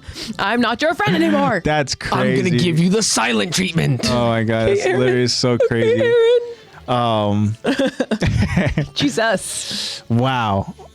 They imprisoned him. Oh, I remember they weren't happy at all once they rescued Aaron. Yeah. They imprisoned him. Yeah. Literally, yeah. They're like, we don't need you for Aaron. We need you for your power. That's all we do. I mean, you got to think about it. I mean, it makes sense because this fool literally went on to go ahead and venture over to a whole other Suicidal side maniac. of the sea Yeah. to obviously get his plan in motion. Which was completely unknown to any of these characters To make contact. like 10 minutes ago. Yeah, he did that to make contact with his brother. And when I mean contact, I just meant like to have conversation because obviously we know if they make contact, physical contact, then that's a whole ass other story. But That's something else. damn, like yeah, it's crazy. And again, talk about manipulation. We know Zeke obviously thought that he was the one running the show until that moment in the past where the freaking. You know, Yeah, he's got the freaking what do they call him? Like fucking. I mean, Grisha also goes, Aaron's gonna get everything he wants. Yes, that moment too. That's the like, realization, dude, you have to stop him. and that's where Zeke had to I'm keep an going eye on him back too. in time, or I'm going into the future to tell you. Yeah, but at the moment those freaking shackles or handcuffs went ahead and got on Zeke, Zeke realized, ah, shit. He's like, I lost. Like, oh, I'm not the one. Oh, We talk about manipulation. Like, Aaron literally manipulated the founder Ymir to give him the founding Titan ability. like the founder, like their god. He literally like, Wow. God, let's have a talk. He like played with her emotions. I Your know. omnipotence? I want it. He literally No, was like, I want it. it's time to rest. You have something Let I me want. take over. Yeah, It's fine. You don't have to that fight loser anymore. king. Fuck that loser king. Let me Yeah. cuddle you. He just Yeah. told her everything he Omnipotence. wanted to hear. I feel like all she needed to Man. hear. I feel like all she needed to hear was just some sort of affirmation of love. She just needed to hear, Yeah. "I love you," Reciprocation. Yeah. That's And it. then she would And she just was be like, like, sure thing. and that's when Have it. the color from her eyes came back. Yeah. Then she had pupils again. Oh wow. What did Jacob say? Or what did they said they were dumb, and then what did Josh say? He snuck off to the Mideast war, cut off his leg, and gouged his eye out, and became a hospitalized soldier to meet with. Yeah, I'm telling you, man. If he's gonna go through all that, no doubt in my mind, he just went He's- ahead and yeah. sent a little freaking letter to the batshit Tibers or crazy. something. Yeah. Exactly. Yeah. It's very suspicious. Thank you for that, Bobby. Yeah, thank Bobby, you for your thank answer. you so much. Clearly, we concur. Yep, definitely. I'm definitely in the same boat. But we're not done yet. We have two more responses. Next Cool, one cool. is from Jacob. All right, Jacob. Jacob says, probably 0%. It was all my G, Aaron. You know what? At the end of the day, he's not wrong though. Yeah, he's I know. really At was. the end of the day- Zeke was just Technically, he's not But wrong. if Zeke is still just a pawn, that means there is some involvement. Yeah, at least he has some kind of The involvement. pawn But- was moved. Yeah. But I get what you're saying though, Jacob. Yeah. I mean, Aaron, we know he's the puppet master. Yeah. I mean, that's what it is. I get it, Jacob. Right? I mean, he's the one who decides on where people go, what they do. Mm-hmm. Yeah, when it happens. And then how does it benefit Aaron? Yeah, Yeah. exactly. How does it benefit his big? You're gonna grow Picture. this crop because I'm gonna eat the bread it makes. Yeah, pretty It's much. crazy, you know, that's what it Cinema. is. And then you literally got to the point where people were sad that Aaron didn't visit them in their dreams. Yeah. They're like, freaking, was it Peak was like, man, I wish Aaron would have gone on to give me, oh, who was it that said it? It wasn't Peak, or maybe it was, Pixis. somebody was curious. Somebody was curious that when they found out that Aaron went ahead, sent, like, left messages. And they're like, I didn't get one. Yeah, who the heck was that? Peak, yeah, it was Peak. It was Peak, huh? I didn't get a message. What? But, I mean, what did she Not expect? everyone has a crush on you. I know. Okay, Peak? Yeah. Unless, like, I feel left unless out. you tell them good Literally. morning in Spanish. Yeah. What did Josh say? Aaron's probably like, what? 10%. Dude was just there to retake the Warhammer and be rescued with Zeke by the scouts. Yeah. Yeah. But it was all because of his manipulation of the past. What's crazy Yeah. about it is that Add talk another about zero to that, buddy. talk about having everybody else get blood on their hands. Like you have Zeke who's still trying to maintain the illusion that he's not betraying Marley, and then you have Aaron who essentially is making it seem like he's out for certain agendas when in reality he's out for essentially like world genocide Yeah. and all Yeah. that, and just wow, that's crazy. Did somebody say Spanish stuff? Damn right I did. Hi, Bobby. Oh man, if I could figure out how to go ahead and just like make certain like specific sound bites. You already know. I would already have a Zach fired up, and I would also have Spanish dub. You would have it here. Yeah. That would be two amazing, Yeah. amazing sound bites. Oh, don't get me started. Oh, jeez. Oh, God. Oh, wow. All right. Cool. So one more. Thank you so much for that, And Jacob. thank you, Jacob. What the last one, not least, is from Eddie. All right, Eddie. Mr. Hanston. Eddie says, "Nah, I don't even think Zeke was all in it for real. It was mostly Aaron's doing, to be honest." Yeah. I mean, the thing that's crazy is that, like, much like with Jacob's response, I mean, Eddie's not wrong. Essentially, At the end of the day, yes. the overall plan of it was all Aaron's idea. But Aaron needed to go ahead and use certain people to further along his agenda. They're all just tools to him. So, I don't know. I there obviously is some involvement, right, from Zeke. Yes, I agree. From at least what we talked about last week, where, you know, we have Falco finding Rhina and saying, "Hey, I need you to come with me," and, you know, Rhina's like, "Dude, the show's about to start." Yeah. And then, you know, Zeke's just like, you guys have time. Don't worry about it. Yeah. Yeah. Don't worry about it. You know, and Zeke wouldn't go. I feel like Zeke is much more, I want to say not strict, but he Normally is a pretty stern dude, especially Yeah. when it comes to like events for the country, like anything based in the military. Yeah, we're gonna find out how important this is. Literally, He's a high who's up in attendance. member of the chain of command. So Yeah. he has to be. He has to set the example. Josh says Aaron was the least involved. Yeah. Aside from the, I'm sorry, can you guys read that one for me?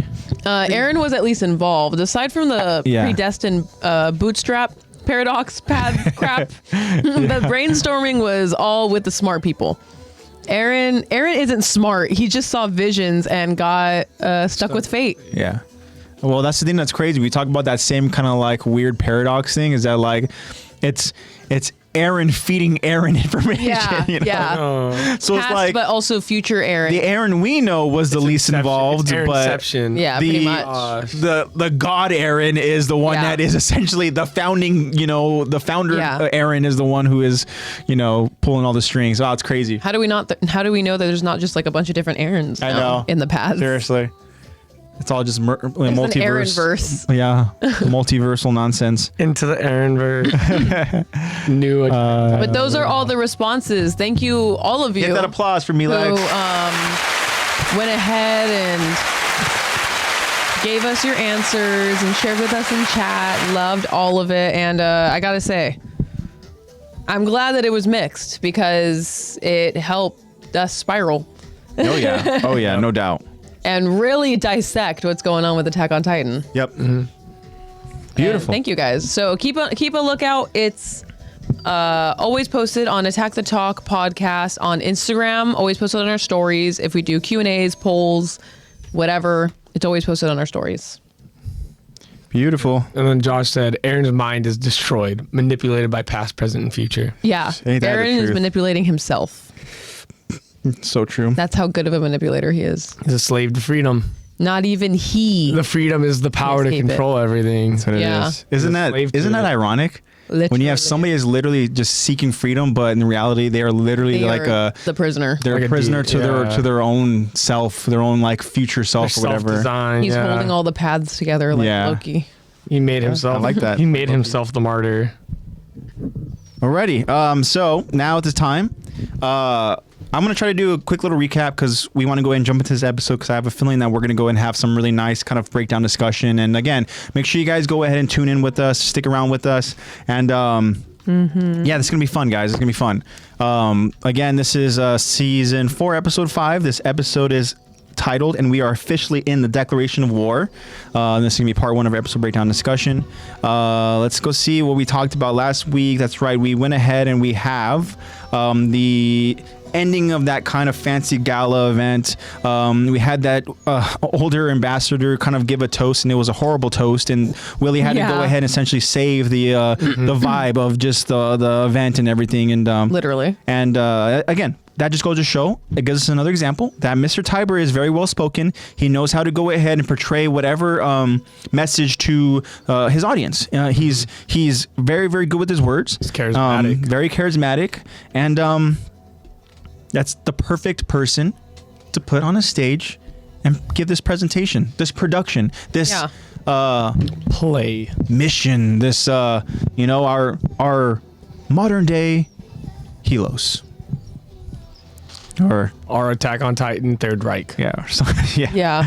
Yeah. So we pretty much many different personalities over this event, and they're trying to all play nice.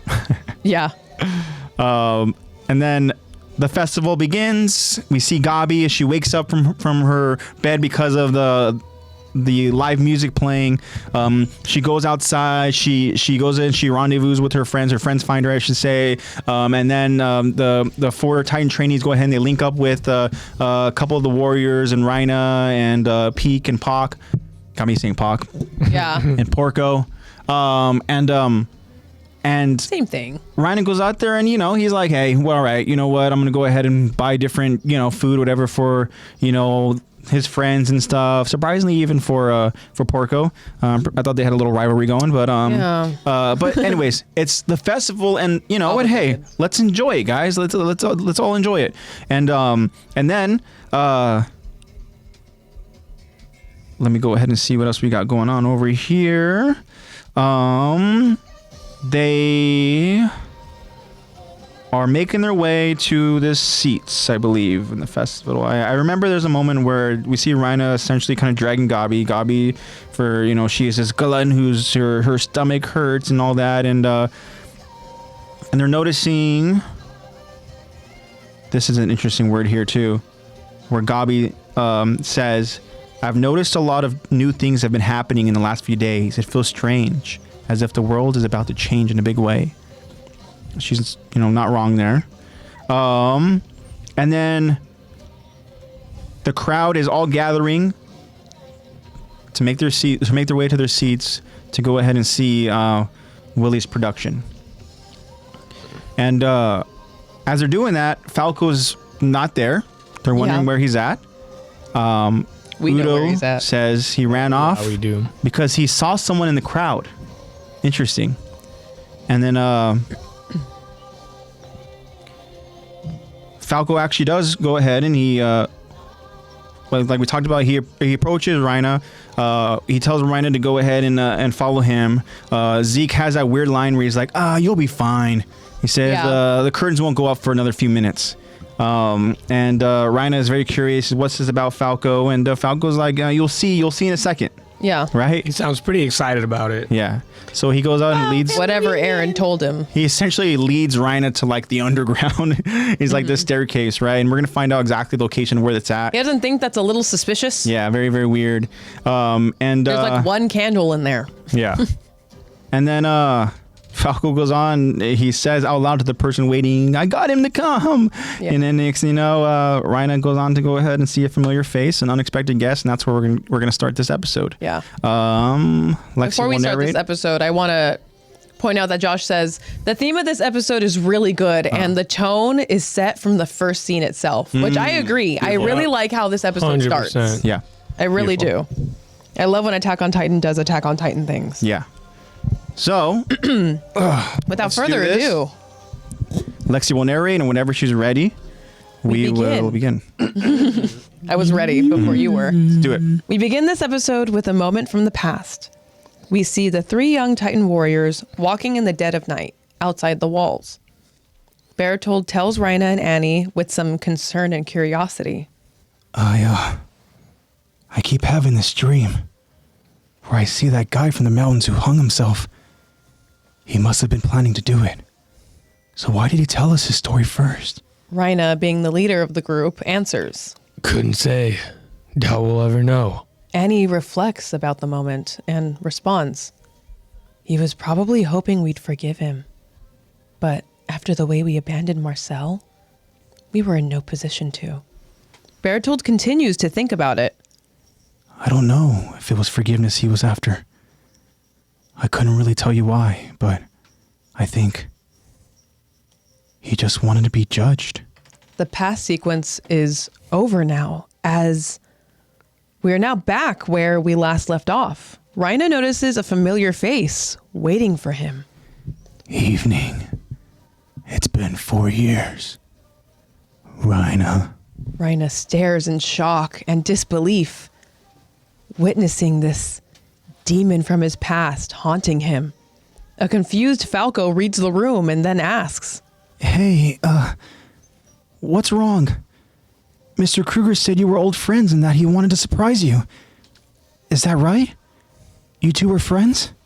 Mr. Kruger immediately responds, Yeah. And we have a whole lot to catch up on. I don't even know where to start. Falco begins to feel unsettled as he notices uneasiness from Vice Chief Braun. Rhina, in absolute shock, tells himself, It can't be.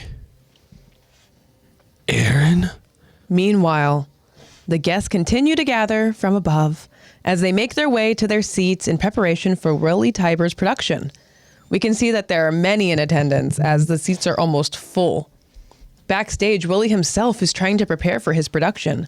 He stares at himself in the mirror as a guard approaches to alert him. Lord Tiber, it's almost time. Mr. Willie Tiber thanks the guard as he now notices someone else approaching backstage. A woman approaches and says, My goodness! Willie responds with joy. Well, well, Lady Azumabito, come to give me a pep talk? Miss Kiyomi Azumabito playfully apologizes. I'm sorry to interrupt your preparations. I just wanted to see your face. Willie, too, playfully responds. It must be a haunting sight. I seem to have a bad case of stage fright.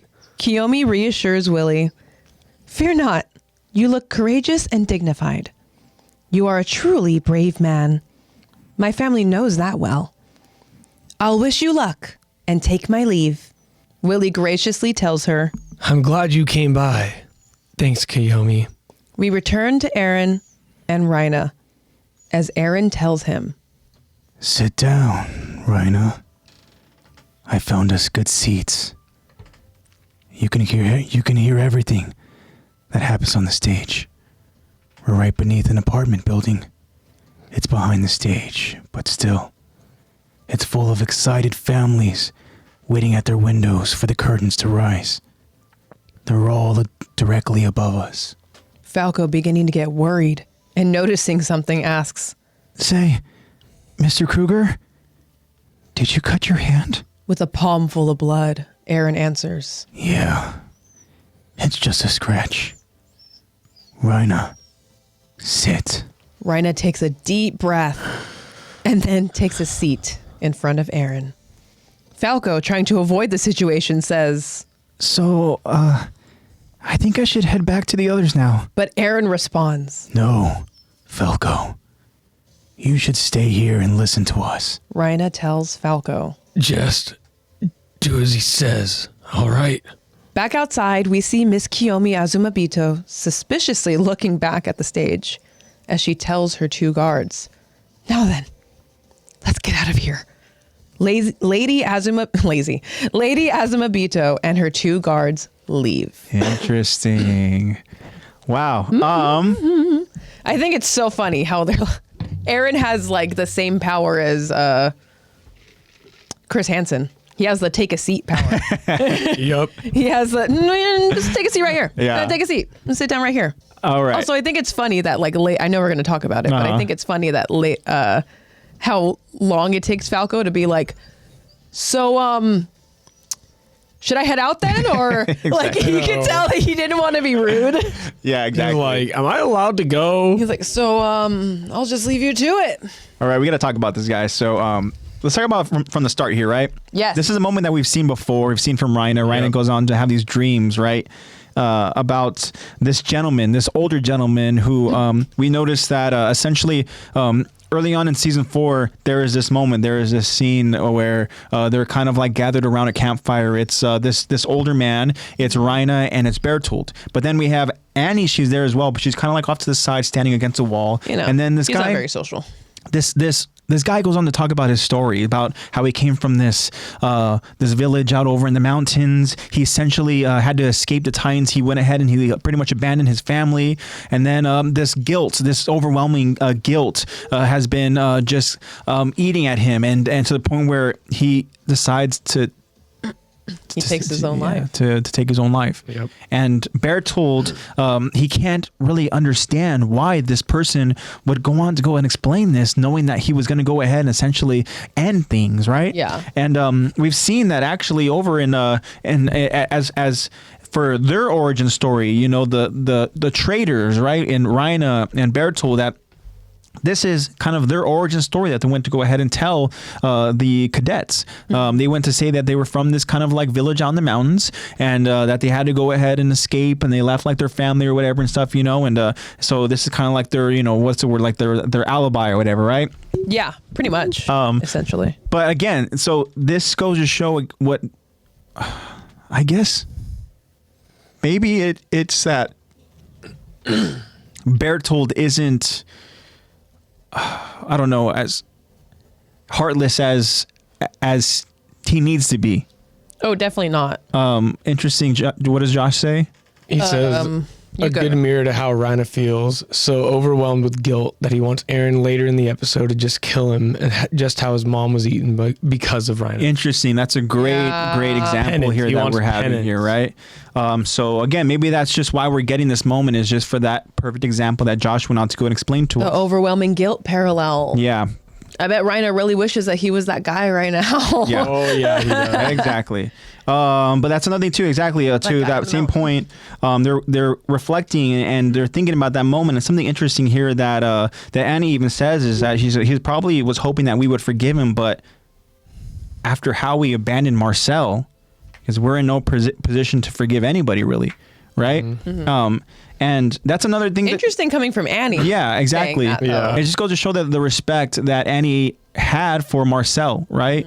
Mm-hmm. We understand that Reina has now taken upon himself to go ahead and be that leader. We see here in this scene that he is literally walking in front of the group and he is leading them to the walls, right? Mm-hmm. We obviously know what they're going to go and do. They're going to carry out their mission. They're going to go ahead and make a breach. But interesting here that like that's a great point, Lex, about Annie and how she reflects about that, and she reflects about the moment with Marcel and essentially sacrificing himself. Like they could have gone to try to save him. They could have tried to save him, but they didn't. Mm-hmm. They ran. Yeah. And that's another thing too, is this goes to show that they're children. There are legitimate feelings here, emotions. They were afraid. You could tell that she obviously wasn't always as hardened as we see her now. Mm-hmm. You know, she had, and she has different attitude towards a fellow Marleyan versus, you know, just another Eldian devil. Mm-hmm. You know, and I think it's really like cool because normally you see character development like maybe more linear, like more chronological is the word I'm thinking of. But here you could see the development because we see how she is now, looking at like reflecting on her past. We could see how much she's developed because she's literally acknowledging that like, dude, like we are no people to judge. Like who are we to, like she's literally like pretty much being humble and like telling them like, guys, we need to be humble too. Look at what Marcel did. Yeah. Which is crazy coming from Manny. Exactly. I mean, yeah, it's interesting. And just to kind of just go ahead and kind of wrap up this part of the episode, Bertold finishes off that moment with, he goes, I don't think it was forgiveness he was after. I couldn't really tell you why, but I think he just wanted to be judged. And it kind of goes similar to what Josh was saying, right? And Bobby is talking about a moment that I myself didn't really go ahead and catch in watching, and I'm definitely going to keep an eye out for this too, but Bobby says, I like how we are in Falco's point of view for people that he thinks he knows. Mm-hmm. Very, very interesting. And what else does Bobby say right there? Evil Mr. Kruger and war hero / mass murderer of innocence, Reina. Okay, yeah. Yeah, exactly. Falco doesn't know either one of those characters, really. I mean, he thinks he does, but he just knows, yeah, War Chief or whatever, Vice Chief Braun. Vice Chief Braun, and then Mr. Kruger. Mr. Kruger, down on his luck, hobo man. Pretty much. Missing a leg. Yeah. Toby cosplay. Yeah, pretty much. So let's go and let's talk about this moment here with Reina and Eren. And also, reflecting back in chat, you can't really see it anymore, but I know that when we started to talk about that, like Bobby and Jacob, they were like, "Oh, this is it, boys. This is it. We're getting to it." Bobby and was also, like, let's get it, guys. And Jacob was like, let's go. This is it. yeah. And also, Jacob says something along the lines like, "That's how you do it, AJ." I gotta say, very good on your Aaron. Thank you. Very, very good. There was one line, and it was because it had multiple like exactly lines what in you're it, talking where about, I was yeah. like, "Fuck!" I went ahead and I know. I wanted to go ahead and hit that, but I knew that after that line finished, when I continued narrating, in the back of my head, I was like, AJ's not happy with it. no, I'm not. No. I'm not. As a matter of fact, I was like, AJ's not happy with it. I want to say that line again. Can I try to redeem myself? Go ahead. course, Go ahead. Do you want me to lead you in again? Yeah, it's towards the bottom where it says we Yeah. return. We return to Aaron and Rhina. Yeah. Okay. We return to Aaron and Rhina as Aaron tells him. Sit down, Rhina. I found us good seats. You can hear everything that happens on stage. We're right beneath an apartment building. It's behind the stage, but still. It's full of excited families waiting at their windows for the curtains to rise. They're all directly above us. Killed it. Yes. Very good. Very good. I wanted to go ahead and really execute. So I'm like, Yeah. Aaron at No, this I point. could feel it, that you is were like, that could be better. Aaron is so fucking sinister. And it's Yeah. like the way that he literally is just taking command here. Like, this is somebody that when he was younger, literally almost like saw as a role model. Yeah. So now he sees this person who's like a shell of himself, right? Somebody who literally is looking like, can you imagine?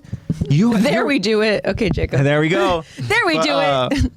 Yeah, exactly. He's threatening Rhina, and Rhina knows exactly what Aaron is here to do, which is why Rhina's afraid to even ask, right? Oh, dude, when Aaron says the word families, Rhina's like, Yeah.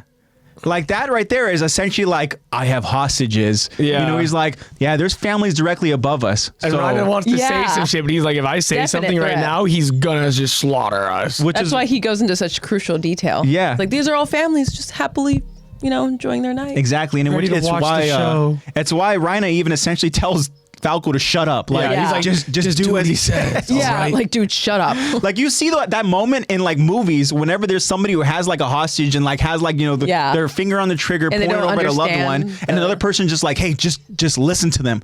Okay, Yeah. do as they like- do what they say.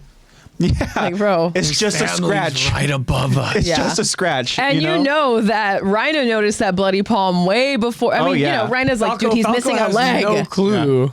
What does Josh say? He's always been a sicko. He wasn't even raised around violence. He was just born to be psychopathic and murderous. Yeah, I mean, what do Yeah. you expect? Grease He is is. dad. there's something about that last name Jaeger. You know? I know. Josh also says something along the lines of like, whenever I just lost it. He said something along the lines of like, whenever you guys aren't happy with a take. Don't ever be afraid to redo lines if you guys aren't happy with it. Oh, okay. It's I love always that. fun listening. I love to. that. It's good to know because there's times Thanks, where like good. where we I don't know if you guys would want to just like, hey, let's get along.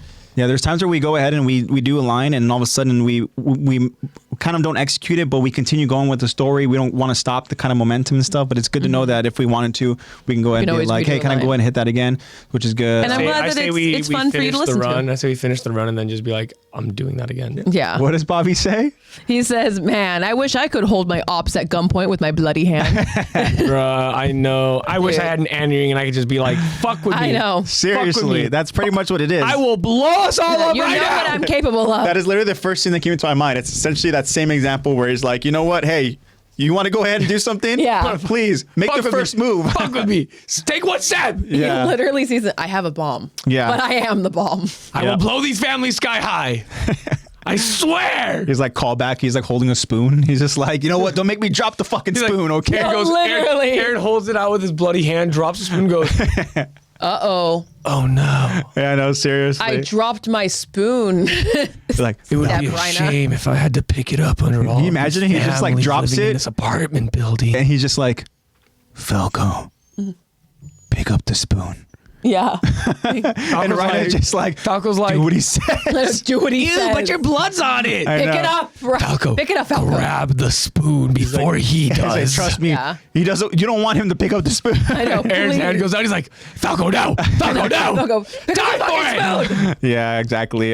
So let's go and let's talk about this moment. Obviously, Reina's petrified. Yeah. We talked about it. Reina knows what the fuck's gonna happen, and he needs to just try to just like not do anything crazy, right? So again, we understand here that it's been 4 years since Reina and Eren have essentially come face to face, right? Yeah. 4 years since the battle for Shiganshina. We know that Reina essentially was able to go ahead and survive because of Peak, really. You know, Peak went ahead and saved Zeke as well. Zeke was pretty much damn near close to dying by the hands of Captain Levi. Yep. Peak was she's that kind of scout support for them. We understand that the Cart Titan has been there at the island, has been essentially providing information and feeding that information to the war chief. And so, yeah, that's how Reina was able to survive. Bertold, we understand, Bertold did not survive. Bertold was not saved because Bertold was already in the hands of essentially of I can't remember exactly who it was, if it was Eren or if it was I think it was Eren, right? Was Eren the one, because Eren had that conversation interaction with Zeke, saying Zeke's telling him that explaining about how he doesn't look like his, you know, our father and all that conversation, right? And how I will come back for you type stuff. So Yeah. anyways, I say all that because 4 years it could be a long time.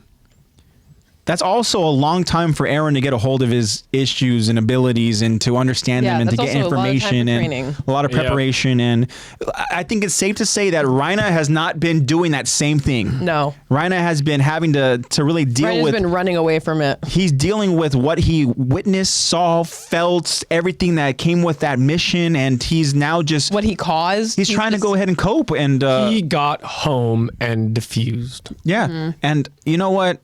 His family notices that he's changed since he came back home. Yeah. You know, he's seen some shit, and Eren has seen some shit too. And as a matter of fact, Eren is trying to make sure he doesn't see that shit anymore. Yeah, he's like, I don't want to see more of if it. that's happening again, it's going to be by my hands. Yeah. I'm not going to allow anybody. I'm not going to give them that power We're just going over to me even out the anymore. playing field. Beat him to the punch. Yeah. So 4 years, crazy. You think about it again. I Just can't. had to get his get back in. I literally cannot stop thinking about how different these two characters are 4 years later. Yep. Right? Reina was this soldier who all of these So cadets headstrong. Yeah. they looked up to. He was like the older brother, the protector, this leader. We talked about it plenty of times on this podcast how he was a better soldier than he was warrior. But then there was that confliction that happened in that battle. Conflicted. And then, well, the thing is, it's like, again, Eren's a fucking force to be reckoned with. I don't think anybody's really kind of like, worrying about Reina. Yeah, Reina can still kick ass. Yeah. But does he want to? No. He's still a threat, but in comparison to Eren, I feel like at this point, if you He's give a threat Eren without intent. yeah. if you give Eren any reason, he's going to go ahead and fucking snap. It's just like, I think Josh was even talking about how loose cannon this guy is, and how psychopathic he is. Yeah. So, That he's just a natural, psychopathic. Like, he had a pretty good life growing up. Yeah. All things considered. literally had no reason to go ahead and go through this transformation, right? 8% genocide. Yeah, it's insane. So, anyways, now we can only imagine the amount of tense energy you can feel over in that room. Like Falco right now is kind of like, wait, whoa, what He's the like, what did I hell is just set going up? on? Yeah. And Falco's like, oopsie. and he's like, wait, My bad. what's going on here? So should I Mr. like go Kruger? back or? You said you were friends, right? That's true, right? You guys are friends? Yeah, and then like, we have moments here where any kind of doubt or concern that Falco has, Eren immediately is just like yeah, he's just like, Anything. it's just a scratch. Aaron's like, yeah, we're friends. We're besties. We have a lot to That's catch my up girl. on. And then the one that is even kind of haunting too is when he says like, we have a lot to catch up on, and that last sentence he says, he goes, I don't even know where to start. Like that is just like oh shit. Like he's like excited. He's like, buckle up. We're in it for a while. That's the most emotion we've seen from Eren I know. this season. Yeah, exactly. I mean, one thing I want to say, Josh, is if it's not for revenge, Well, why is he gotta do a repeat of what happened to his own hometown? I know, because he does kind of state that he's like, well, I'm doing what you did for me. I mean, I get it. It's for that he bigger says, goal. we're going to talk about it, right? But he still has a bit of spite in there, a bit of bitterness. Yeah. I think he's definitely just relishing this moment for sure. Oh, yeah. You know? But yeah, we're going to talk about it in better detail in the next part we go ahead and we talk about. But essentially, Eren tells Reina that much like you, I don't have a choice. I have to do this, you know? Yeah. So Same reasoning. we'll talk about it. But all right. So again, Azumabito. yes. We've seen What's going on with her and we've her seen bodyguards? Lady Kiyomi Azumabito before. She was the one, I believe, to go ahead and kind of save Udo, right? Yep. Yeah. Udo spilled the wine. We see her as we're introduced to her as a very kind and Understanding soul. Yeah, exactly. And this kind sophisticated and understanding soul knows she also knows something too. Mm-hmm. That's why I'm so confused. She also knows everyone for themselves. I guess. Can we talk about that moment real quick? We'll talk about their conversation, but what the hell is happening? Whatever she says to Willie, she goes out there and she says her piece, and she's like, "All right, well, wish you luck. I'm out of here." Yeah. Yeah. Let's get the hell out of here. That's almost like It sounds like she knew what was going on. She knows something. She wanted to see Willie one last time. Maybe there are rats in the Yeah, whatever. Well, I mean, it makes sense. You're dealing with a bunch of global forces who are all just in an arms race with each other, going to war with everybody. It's so crazy. Put them all in a room. Of course, someone's gonna slaughter, assassinate one of the other ones. I'm like, Josh, what does Lady freaking Azumabito know? Well, what does she know? I know. Josh, what do you know? I know, it's crazy. Josh, tell me what you know. Tell me what you know about what she knows. This one also really, really surprised me and made me very, very curious as well, because like she's there, she says her piece, she makes her peace with Willie, and then it's such a weird sequence because as people are going towards the stage, her and her guards opposite way are the only ones going the opposite direction. Yeah. And she has that look where it's you think about like somebody who's being like very, very just like caring and very respectful and courteous, and all of a sudden it's like it's a front. The moment they turn away from the camera, they're just like that look of just like, yeah, you know. And then she looks back and she just tells her guards like, let's get out of here. Yeah. Which is like, what, girl? How do you know? That is so crazy. But what does Josh say? He goes, it's not a repeat. This is him crippling Marley. It's not out of malice towards Reina in any way. Let me clarify. He acknowledges Reina as well and recognizes that he understands Reina and why he did it, and he couldn't do anything about it because he was a kid. He tells him to stand and shake his hand. Oh, that's true. That's true. That's later in the episode. He also goes on to say, also, Azumabito is very much involved with Zeke. Yeah. They have been meeting in secret. So that means are the Zeke so-called rats. Has involvement. Because they're parody sympathizers. Okay. That means Zeke has involvement. Zeke is the rat. He has motion. Yeah, that means he's got motion. Yeah, that means Eddie and Jacob are wrong, imagine. I know. I'm like it. That's what that means.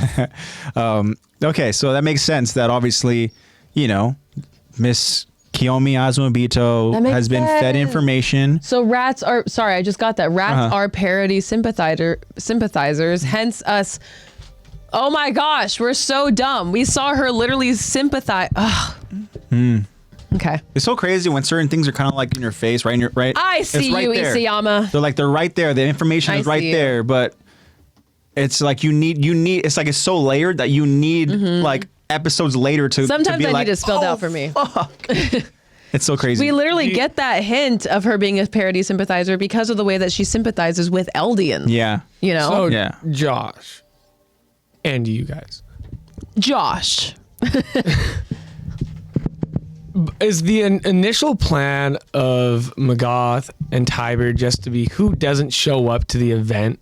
Like, is that who they're trying to weed out? Or like, what are they? Great point. What is their?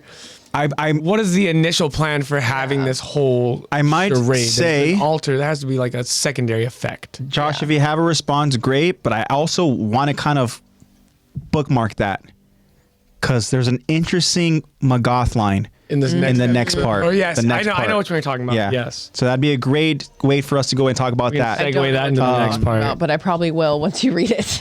But there's so Willie has, Willie's a very charismatic person, and we saw from the gala event that his arrival literally caused people to go ahead and stop their conversations, go ahead and kind of like stop it all, go ahead and then and have some sort of like connection with Willie and like recalling some sort of story or whatever and stuff, you know. So I'm sorry I made you cry. Willie has obviously history with Miss Lady Azumabito, and Yes. and if that is the case, that's got to be kind of somewhat difficult for Yeah. you know, for Miss Kiyomi, Yeah. to where she's like, you know, putting on this kind of, you know, happy She's front being and this fake, and that. Yeah, she's basically. being fake. Fucking Gemini. She's being for sure. fake. Yeah. For survival. Yeah, exactly.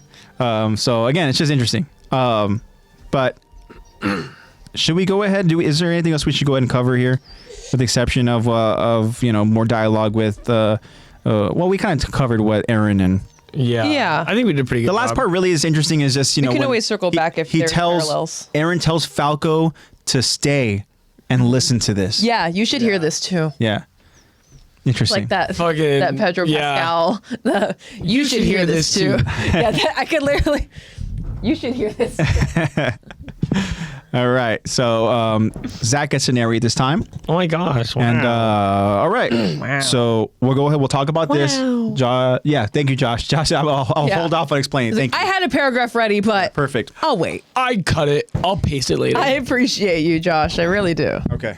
All right. You make me feel smart and sometimes dumb. So whenever you're ready, Zach.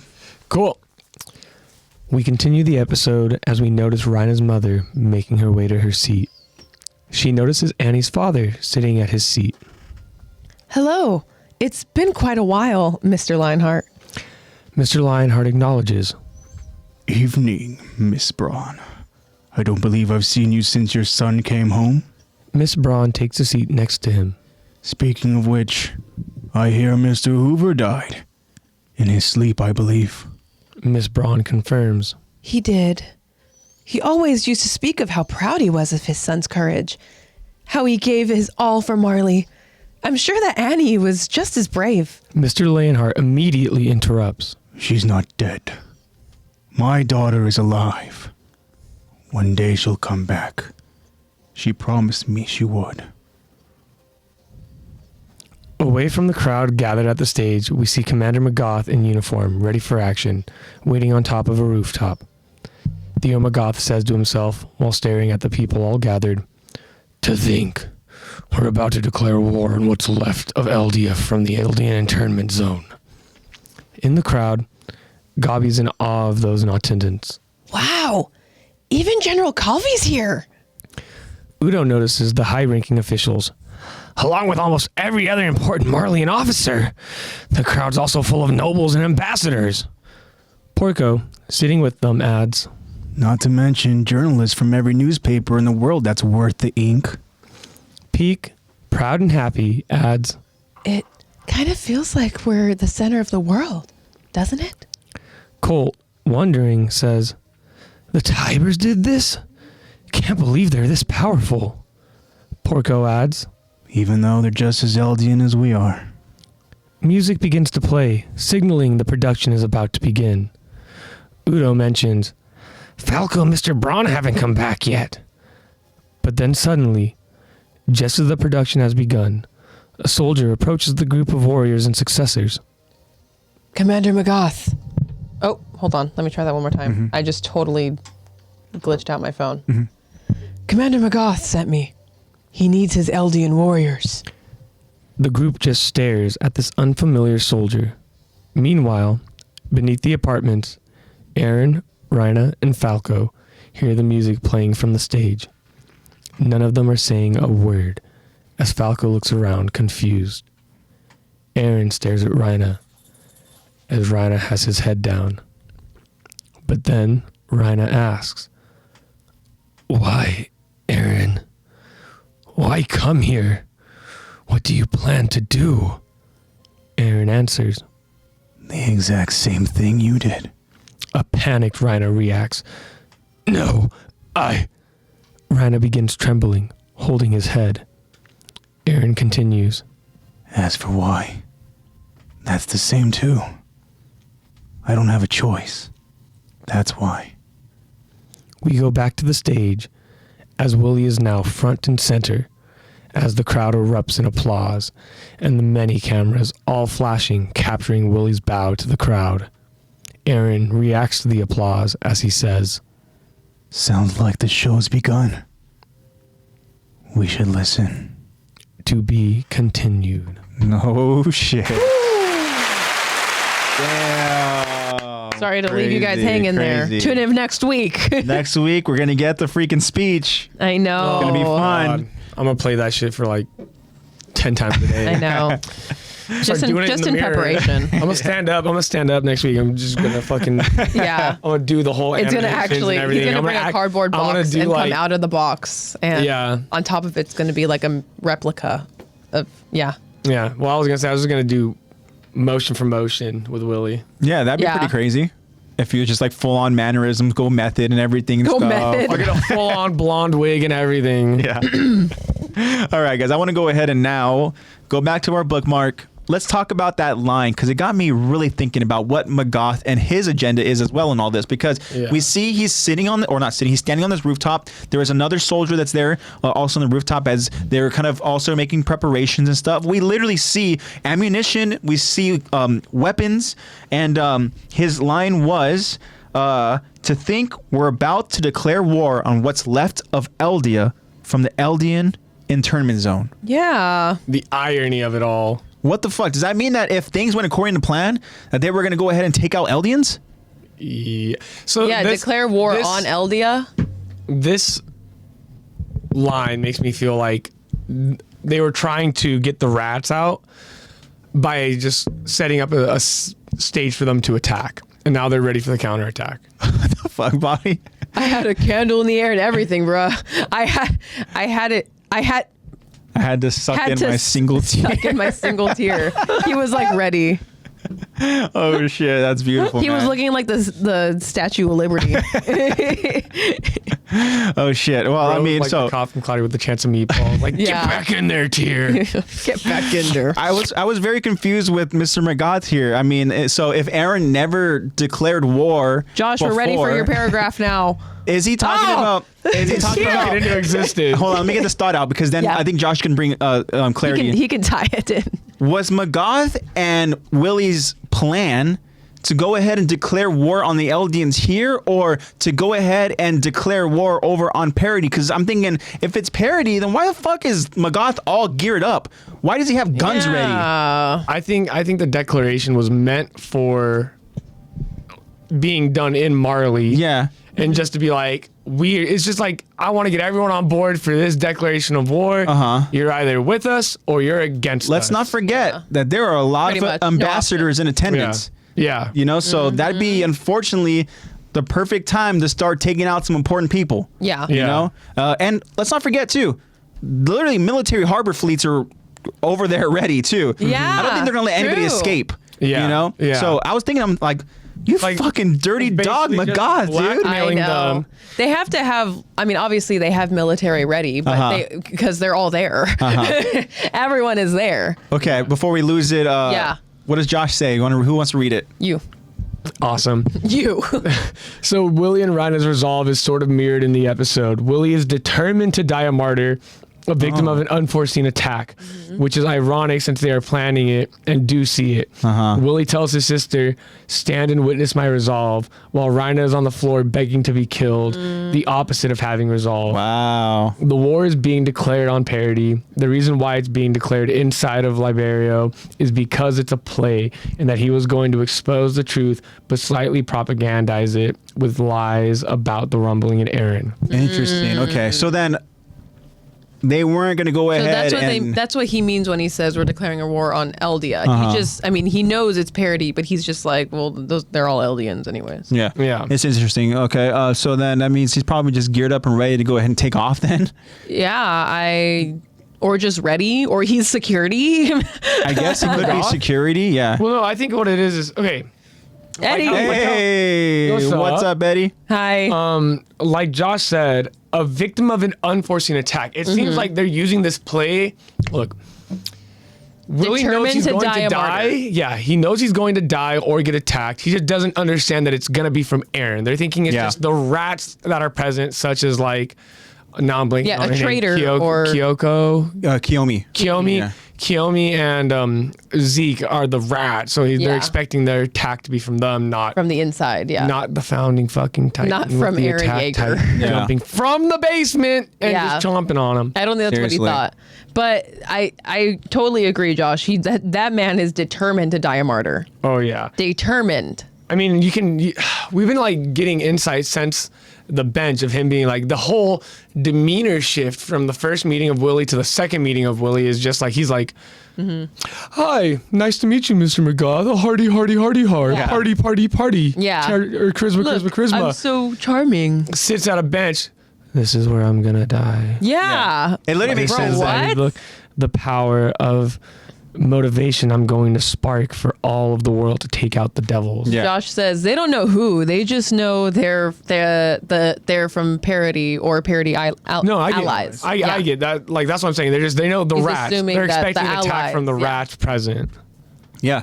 Parody sympathizers. I was just Yeah. very, very confused as I was going and looking at this episode and stuff, in preparation for the podcast. I was like, that's such an interesting line from Magath. It was literally just so like, not out of context, but like From it was, a Marley, and it's just weird to hear. yeah. Mm-hmm. And it was one of those things where I'm thinking, like, okay, like they're obviously preparing for war, and I guess it makes sense that they understand that there are already people there, and so they're trying to prepare for literally the attack that these rats Yeah. are about to go ahead and make, right? One thing Josh said, it's in Liberio. The reason it's there is to make it even more like tragic or impactful to the world, to stand with Marley against the evil parody. Because if they're willing to Yeah. attack their own kind in an Eldian internment camp, yeah. they're willing to kill anybody. Then they can, then they'll go after anyone. Yeah, and then Bobby says Willie and McGoth hyping each other. Like, just make out already. Like, just make out Tragic. already. Jeez. Hey, we don't know what happened when behind closed doors. I know. We okay? don't know what goes on. Hey, we I just just want know. to see my Warhammer. They be riding them carriages together. All I I know don't is know what be happening in my them God- carriages rocking around. Magath got invited to a Willy party. That's all I know. A Willy party. No. That's all I know. Compare Willie and Diddy. No. That's all Willy I know. party. Hey, did we ever see Mr. Magath leave that Don't apartment break the building? line. We never saw him leave the apartment building. I don't know if So, that carriage is rattling around because of the streets, or I don't know. is there something happening in there? I don't know. Yeah, it was pretty. Magath passed the vibe check. Yeah, he did. Yeah, Yeah. we talked about it. Like they had their conversations. For real. Like Zach was even mentioning, was kind of like, ha ha ha, ha ha. Yeah. Ha ha. So he's like, okay, guess what? I want you to trust me, so you have my back when I give this speech. Yeah. Yeah, he's like, I need the army. he's like, if I'm gonna be your little cheese in the mousetrap, Yeah. fucking protect the cheese. I'm a fiend yeah. for the cheese. Yeah. I'm a And fiend guess for the what? cheese. Magath failed. Yeah, he did. Magath really failed. Josh says they wanted to be the biggest victims in history. Well, yeah. Everyone loves to be. Well, I think that be a when you historical are the victim. bully, you're trying to find a way to go ahead and make yourself to be the victim. Yeah. Pretty much. You know. But yeah. Parallels. Thank you for the Can't clarity. sympathize with the bully. Yeah. Thank you so much for that, Josh, and for everybody else who helped me, helped all of us go ahead and understand this better. I was just a little confused Yeah, on the thank agenda you. here. Yeah. But yeah, so Great insight. let's talk about this moment here with a couple of the parents. Mm-hmm. We see Raina's mother, and then we see Annie's father. Mm-hmm. So interesting kind of exchange here. One, we get information about Bertold's father who passed. Do we think he actually died in his sleep, or do we think it was suicide? I think it was suicide. Everything is propaganda here. I mean, it's like one of those things. Dude, where, I don't believe anything anyone says. Josh, Yeah. was it suicide? Hey, manga reader. What is it? I mean, the thing is that his son didn't make it back. Yeah. Yeah. And I think that you can either go ahead and take it. Or Or did he die of a broken heart? I should say there aren't only two options, but Maybe he tripped on a ladybug. there's two ways where you can go ahead and take this. Toothpaste cap. You can be somewhat in denial, like Mr. Leonhardt, Thanks, Josh. right? You can go ahead. Josh has and, no idea. No idea. Thank you. We can be like Mr. Leonhardt and be so convinced that your child isn't Yeah. dead, right? Yeah. And then Do we think Well, when in Annie made his- that promise, she knew that she could just harden into a permanent cocoon? Well, I think he just knew that, like, well, Annie promised, and she always does what she sets her mind to. Yeah. She's strong as fuck. I know, because I'm the one that beat her to be that way. Yeah. Because like she beat me back. To say the Yeah. moment like she literally crippled me is when I knew. Yeah. She's gonna go ahead and she's gonna Yeah. be okay. She's keeping that promise. Yeah, and She's she coming did. back. She did. And So- you know what?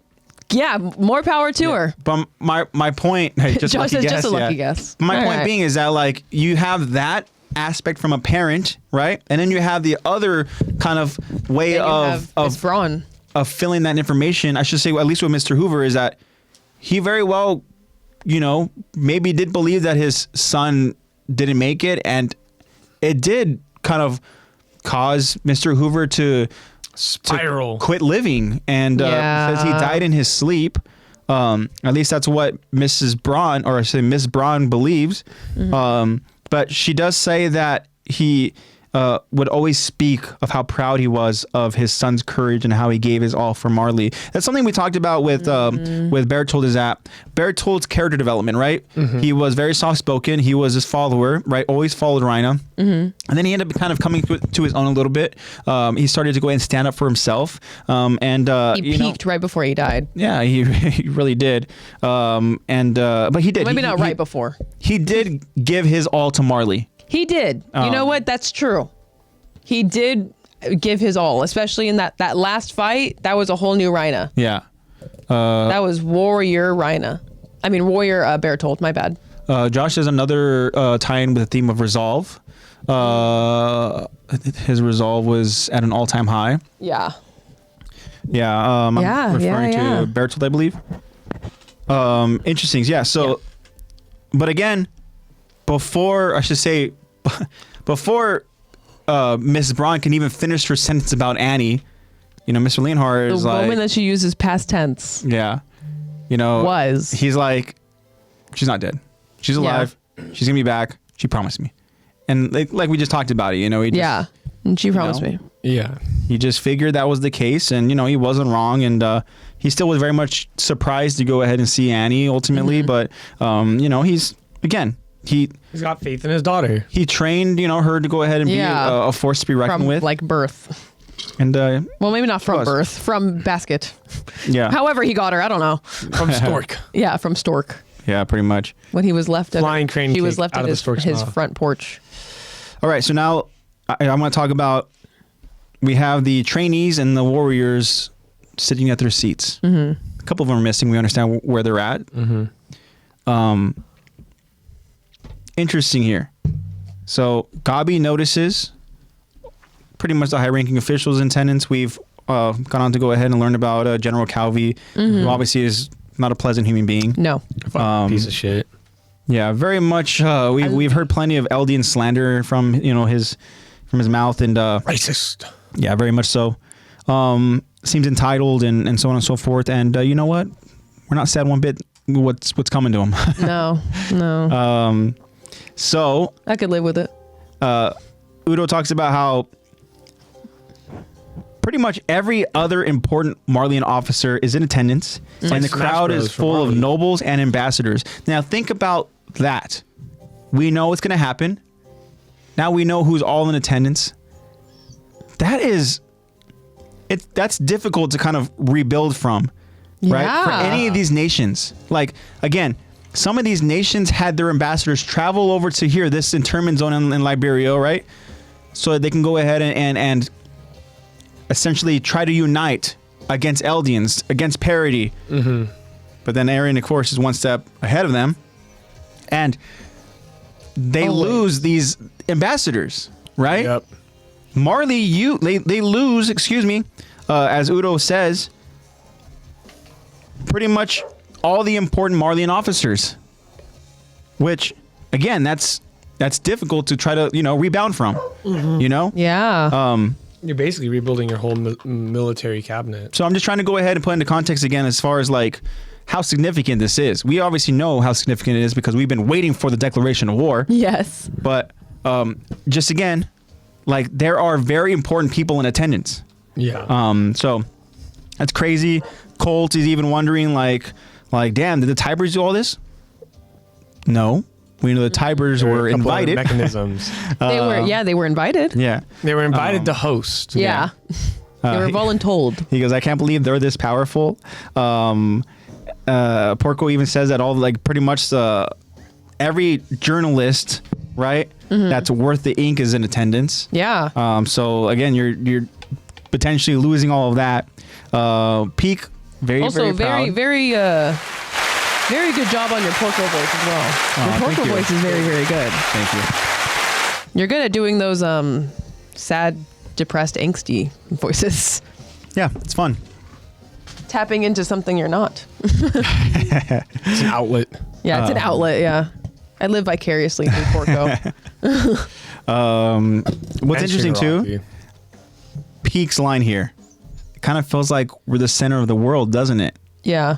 Yeah, I mean. Also, cheesy as fuck to say, Peak, at a time like this. But you know what's funny is that in this scene, as you watch it, she's literally like saying that as she's like playfully like almost like messing with Zofia. Yeah. You know, and Zofia she's actually like- shows emotion that we haven't She's seen. having her coming of age movie. Like that's not the genre that you're in, honey. You're not in coming She's of like, age. wow, I really like the car type. You're in blood and violence. Yeah, exactly. That's your genre. Yeah. Go be in Perks of Being a Wallflower if you want to pull something like that out. Sorry, Peak. Not this genre of media. What's interesting is that when Colt says, I can't believe the Tybers are this powerful, Porco says, even though they're just as Eldian as we are. Just as Eldian as everyone in that internment zone, really. Yeah.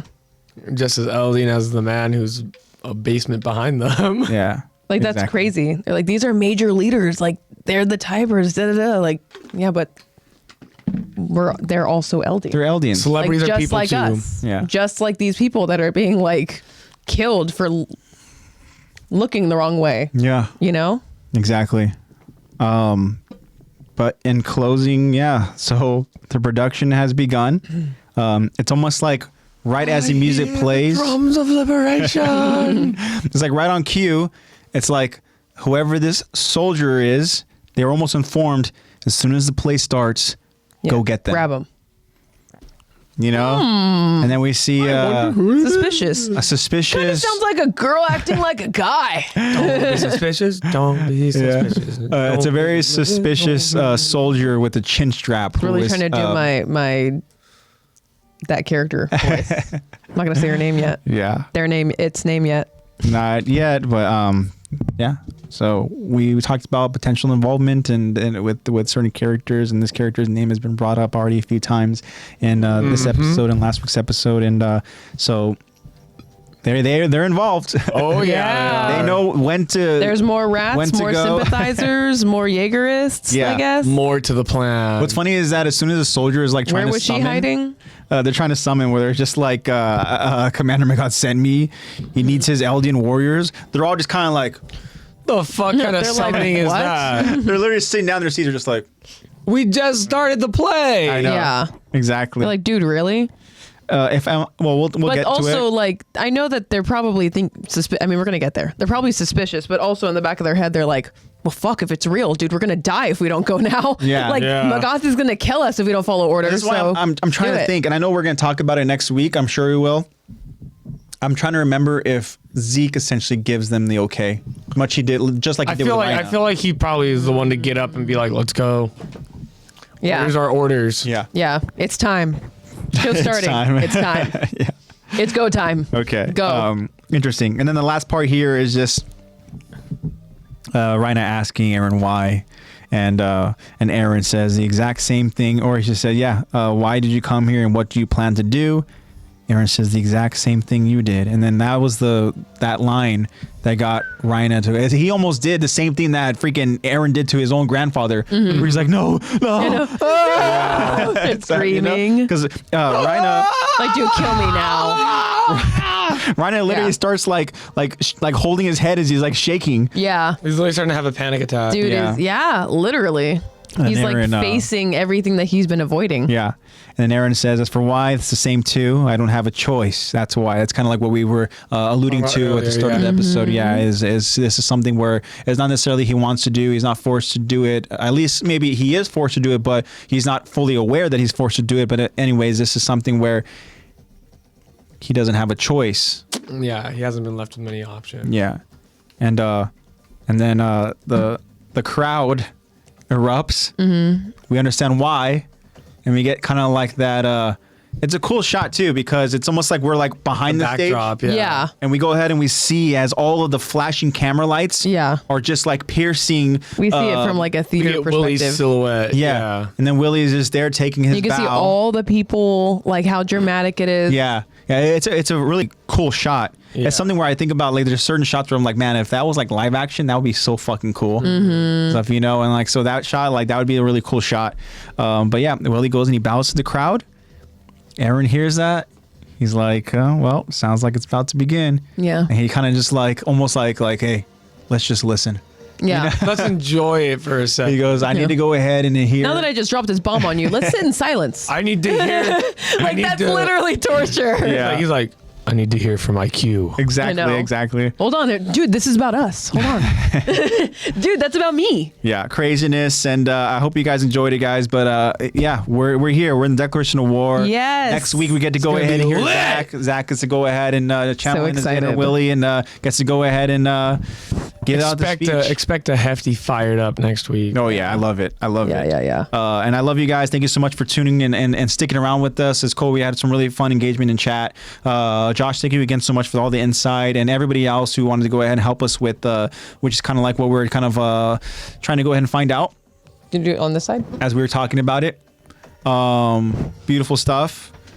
Oh, I have a final thought. Yeah. I just love how I think that this episode is so charming in its own way. Obviously, it's a declaration of war. Everyone loves this fucking episode, but I think that it's charming because I love how dramatic and theatrical everything is. Like you can tell it's getting so climactic and getting so tense. And I love how like after we get that obviously the flashback scene, and then you know when we get to the stage where Willie and Lady Azumabito meet, you can like hear the orchestra tuning and like practicing and everything, and you're all backstage. He's talking about stage fright. I love how like theatrical and dramatic it all is. I just think it's so charming. And then that like when the show starts, we'll get to it, but when the show starts, it's like an actual orchestra and they have a whole. I think it's so charming. Actually, This is a big deal. Yeah. I mean, it's not every day that they have They a put some freaking full-on work into festival, this. full-on production over in I didn't even know they Liberia. had a full orchestra at this time. I know exactly. I mean, I guess that makes sense. This is like inauguration level shit that they're doing. Yeah, like it's so, and I just love how dramatic and theatrical everything is because it's a parallel to how dramatic and theatrical Willie wants to leave his legacy, like how he wants to go out. Yeah. You know, Yeah. I'm going to die a martyr, a new Helos. Let's make a show of it. Basically, Yeah, like I think that's so charming. I hate to tie One Piece into it. I get the same vibe because Wano is done in like a 3-act kind of style for the arc. Yeah, And so like, it feels theatrical. Yeah, exactly. And like one of the characters is literally like his whole thing is like doing like shows. Mm-hmm. And I always think about like the beginning of the 3rd act is like all of the crews riding to Onigashima, and then our main crew just has their barrel that they're all putting their foot on. Yeah. And like, oh, So dramatic. it's like that's the big setup. Like you get like how you got these big panning views of just this huge fleet of ships, and you just zoom in on your crew, and then you're just ready for all the shit to go down. Yeah, like you can feel that we're getting to that climactic Something point. big is coming. You can feel it. And like so can all the characters. Like it's oozing climactic, like a climactic tension peak. so thick you could cut it with a knife. You literally have characters like Gabi and Peak being like, feels like the world's going to change in a really big way.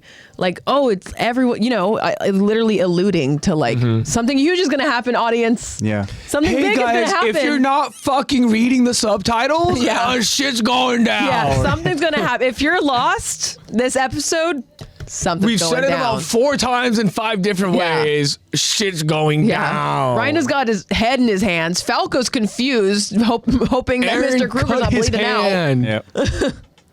I think it's so charming. So yeah, that was my final thought. Thank you. Beautiful. Thank you so much for that. Amazing final thought. All right, guys. We hope you guys enjoyed that episode. That wraps up this episode. This is again season 4 of our breakdowns, and make sure you guys go ahead and catch us. Make sure you catch us live on Twitch. We are streaming live right now, the day before Valentine's, and we have a very fitting code from our favorite Jaegerists, and we are 1 day until Valentine's. And if you're watching this at a later time, we're still going to tell you the code, and we hope that you enjoyed your Valentine's. Or if you're like living in the Philippines or something, and it's the next day, then if it's already happens to be the day. Happy Valentine's Day. But in the spirit of Valentine's, so we get 2. in the spirit of Valentine's, one of you want to go ahead and read the beautiful code that we got from Jacob? Code love, because nobody's born into this world to be alone. Saul, Nico Robin's giant friend. Aww. I love Saul. Can you do the laugh? Beautiful. I love that. You got to go ahead and watch because it's a beautiful moment, Lex.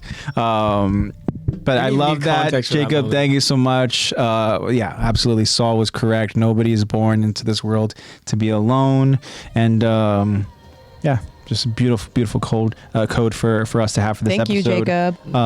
Again, I hope that you guys have a beautiful Valentine's.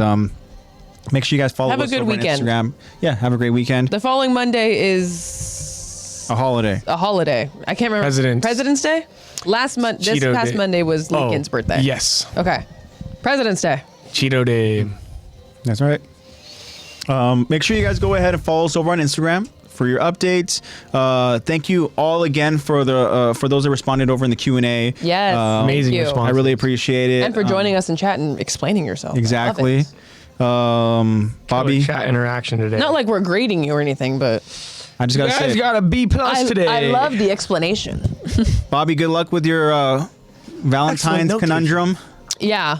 And you all have fun and be safe. Next week, Bobby, same time, same place. I want an update, bro. Yeah. I need to know who got the rose. Yeah, exactly. Seriously. Jacob, do you have a grade for Jacob? You get an S for super. You get an S. Beautiful. S tier. Alrighty. Shout out to Nate again. Nate Plays Bad. Appreciate thank it for you. all those Love you, all the Booger episodes. Got nothing else, guys, other than just spread that word, spread that love and positivity. Continue to just try to be just nice human beings in this world. We love, we hate. Yep. Happy Valentine's Day. Happy Love Day. If you guys are going out partying, please watch your drink. Yeah. It's Valentine's weekend. Yeah. Just be careful. People be wild out there. Be safe. Just because someone has an arrow doesn't make them Cupid. Yeah. Or if they're wearing a diaper. Yeah. Just because someone's shirtless and a little chubby doesn't mean they're Cupid. And bald. Okay? Yeah. And kind of looks like a baby. Yeah. That's just a giant baby. That's just a man. Alrighty. But be safe, y'all. I got nothing else, guys, other than just I love you guys so much. Thank you all so much for the support, and I hope to see you guys back here with us live on next week on Thursday. Yeah. Alrighty. Peace out, guys. Be safe, y'all. Have fun. Hope to see you all next week. Love chatting with all of you guys. And Psalm 34:4, I sought the Lord, and he heard me and delivered me from all my fears. Beautiful. Love you guys. Thank you guys. Happy Valentine's Day. Drive safe. Matthew 6:14-15. For if you forgive other people when they sin against you, your heavenly Father will also forgive you. But if you do not forgive others their sins, your Father will not forgive your sins. That's weirdly topical to the episode. Yup. Whoa. All by Aaron's design.